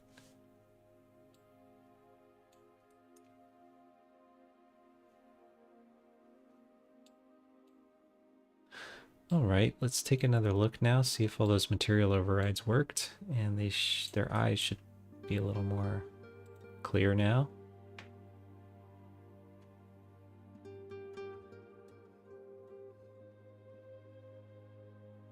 Yeah. Cool, worked. So yeah, that just gets rid of the highlights of the fake extra fill lights that I've put in the scene. Without having to turn off glossy highlights, I can keep glossy turned on, but we don't see all the reflections in their eyes. And also cut down on the shadowing a little bit so that their eyes aren't dark.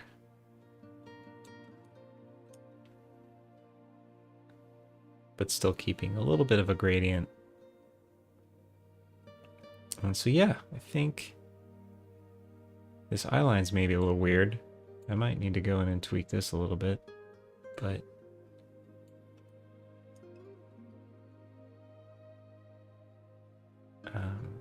we'll see. It might just be that frame.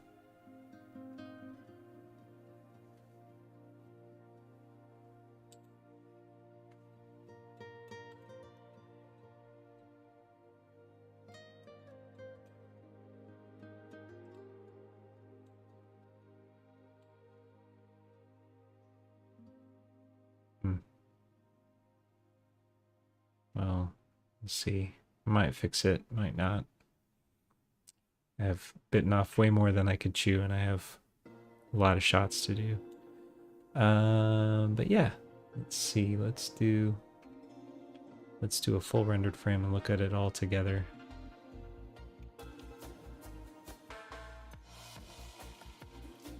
In Europe, it is now very difficult to create a 3D department from scratch because 90% of experienced animators in game dev.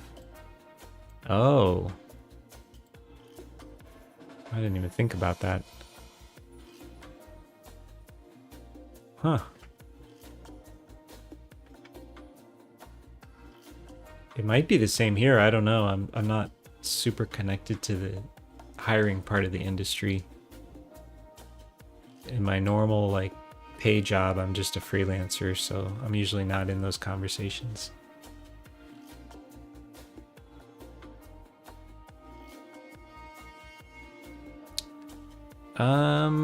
I think the depth of field is maybe a little overkill. I'm not sure.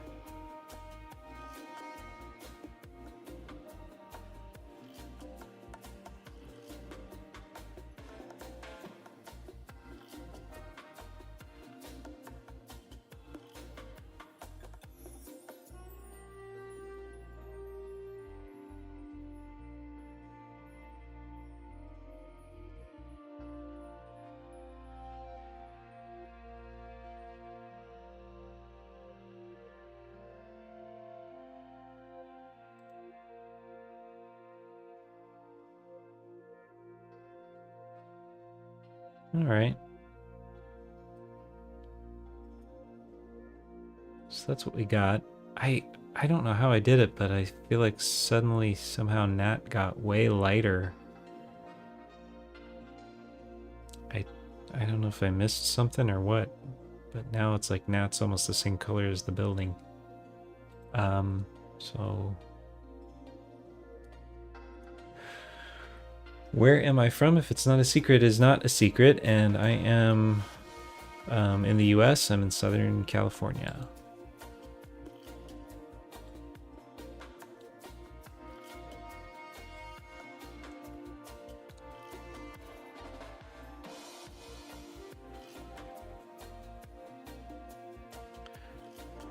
take another look here. I'm confused about how Nat got so bright. Yeah. Okay, I'm not just imagining things. Nat is way darker here. Oh, okay. I know what this is. Yeah, there's like a shader error. And when I first start the render, the gradient in Nat's body is mapped incorrectly. So Nat just looks a lot darker until I scrub the timeline. And it doesn't show up in the final render, but it shows up in the viewport. So I did all this lighting kind of wrong. So I'm going to turn some of these lights down a bit. Let's see. Yeah, like this one. I'll turn this down to like half.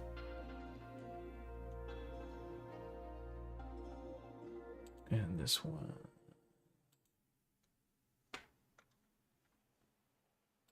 Down by a third. Just to get some of that contrast back between the building and Nat's head, but maybe not quite that dark. Turn this back up a little bit.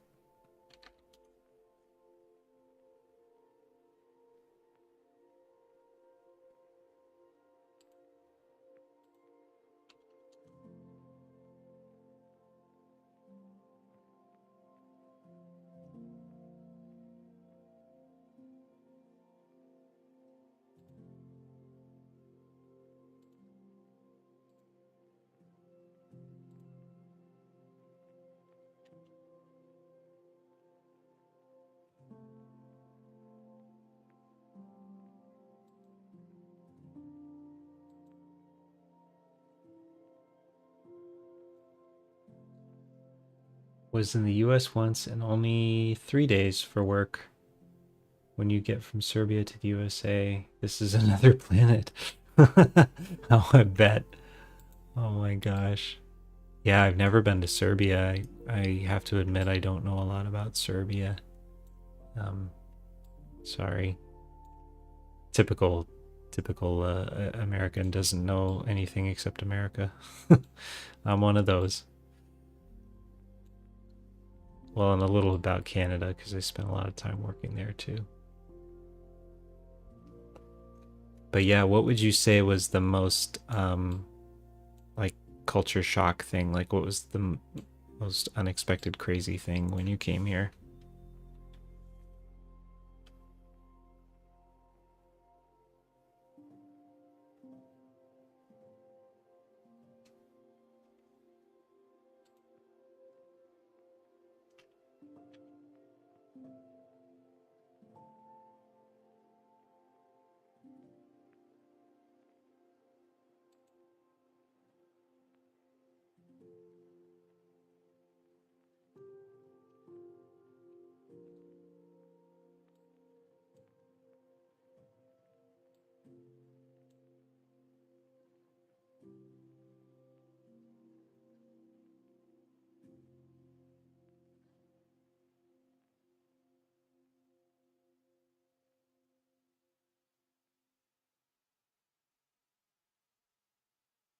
Okay, that's a little better. There's at least a noticeable difference between Nat's head and the building now.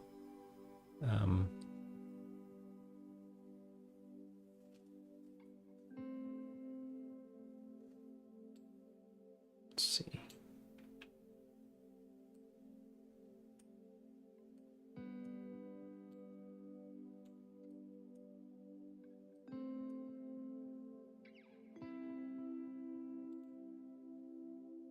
Yeah.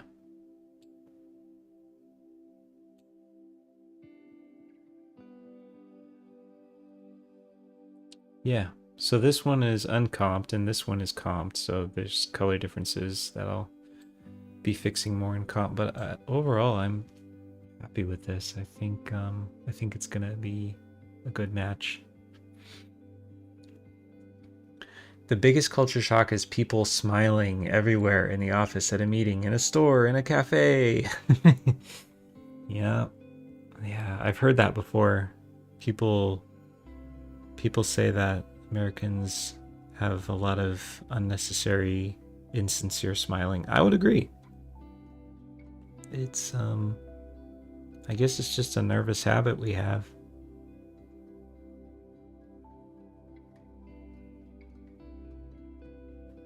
I don't know. There's probably lots of reasons for it.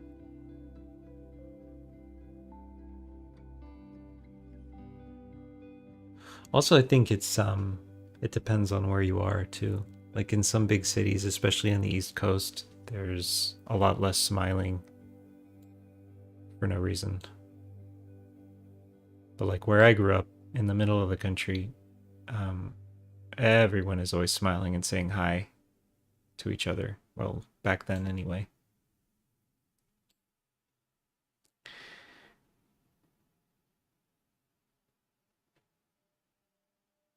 Cool. So,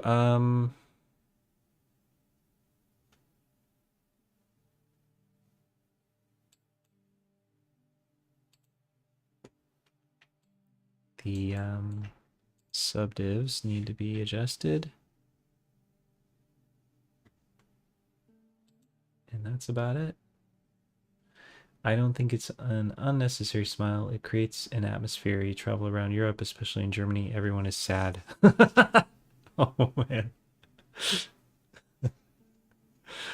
Oh my gosh. Oh, that's funny.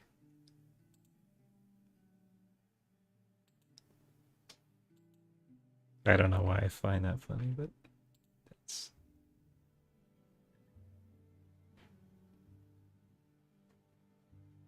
that's funny.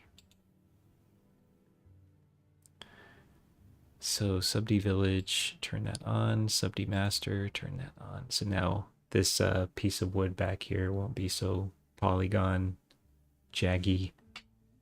And I will turn on the denoiser again. And we'll just take one more look. I'm not going to do the comping on the stream. I think I'm going to stop for the night after this, and I'll do comp on this shot and the previous shot tomorrow.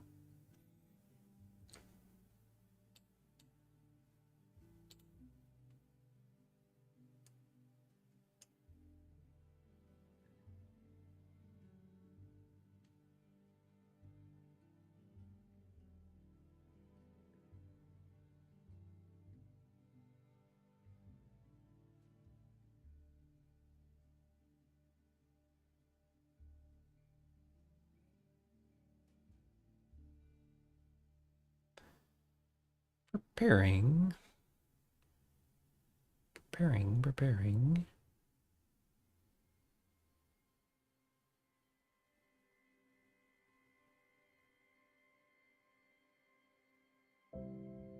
it goes. Yeah, turning on the subdivs makes quite a difference.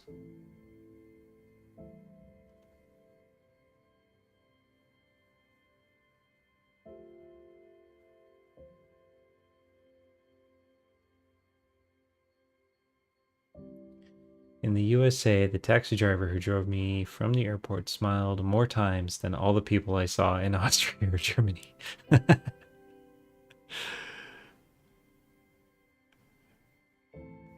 Yeah, especially when you're dealing with like someone who you're paying for something, I think it's expected that they're going to smile to you the whole time in general. I mean, maybe I'm exaggerating probably, but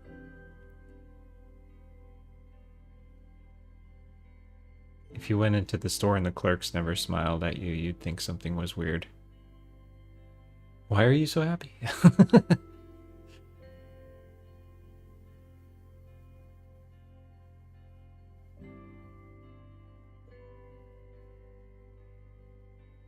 Oh, well, this shot's a much slower render than the other one. I'm not exactly sure what is making it so much slower, but it is slower.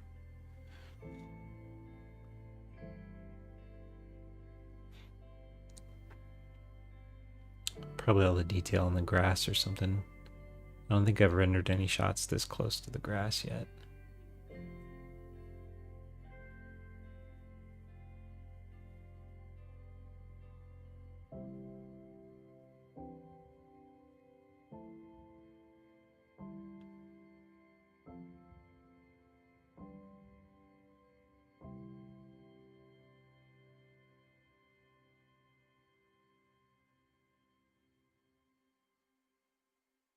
Oh my gosh. This is very slow. Well.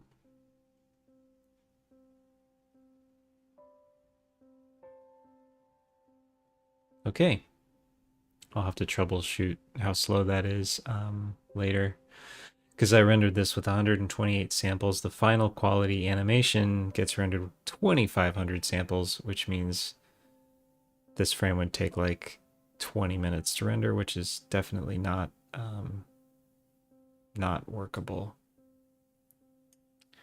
But this is where I got on the second shot. This is no comp, but this is looking pretty good without comp, I think.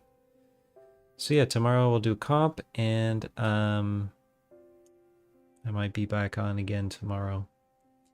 And in the US, there are also good prices. Products, hotel, taxi are cheaper than in Europe, but this is an assessment of tourists. I don't know how it really is. I think it's like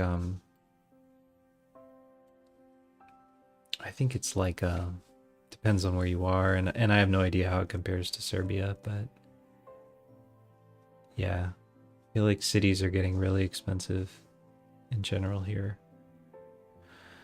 But yeah, it was great chatting with you, and yeah, thanks for hanging out, and stop by again sometime, chat again, and yeah. Talk to you later. Have a great night. Best of luck with your projects. I hope you get to do something fun and creative very soon. And have a great evening. Thanks for watching.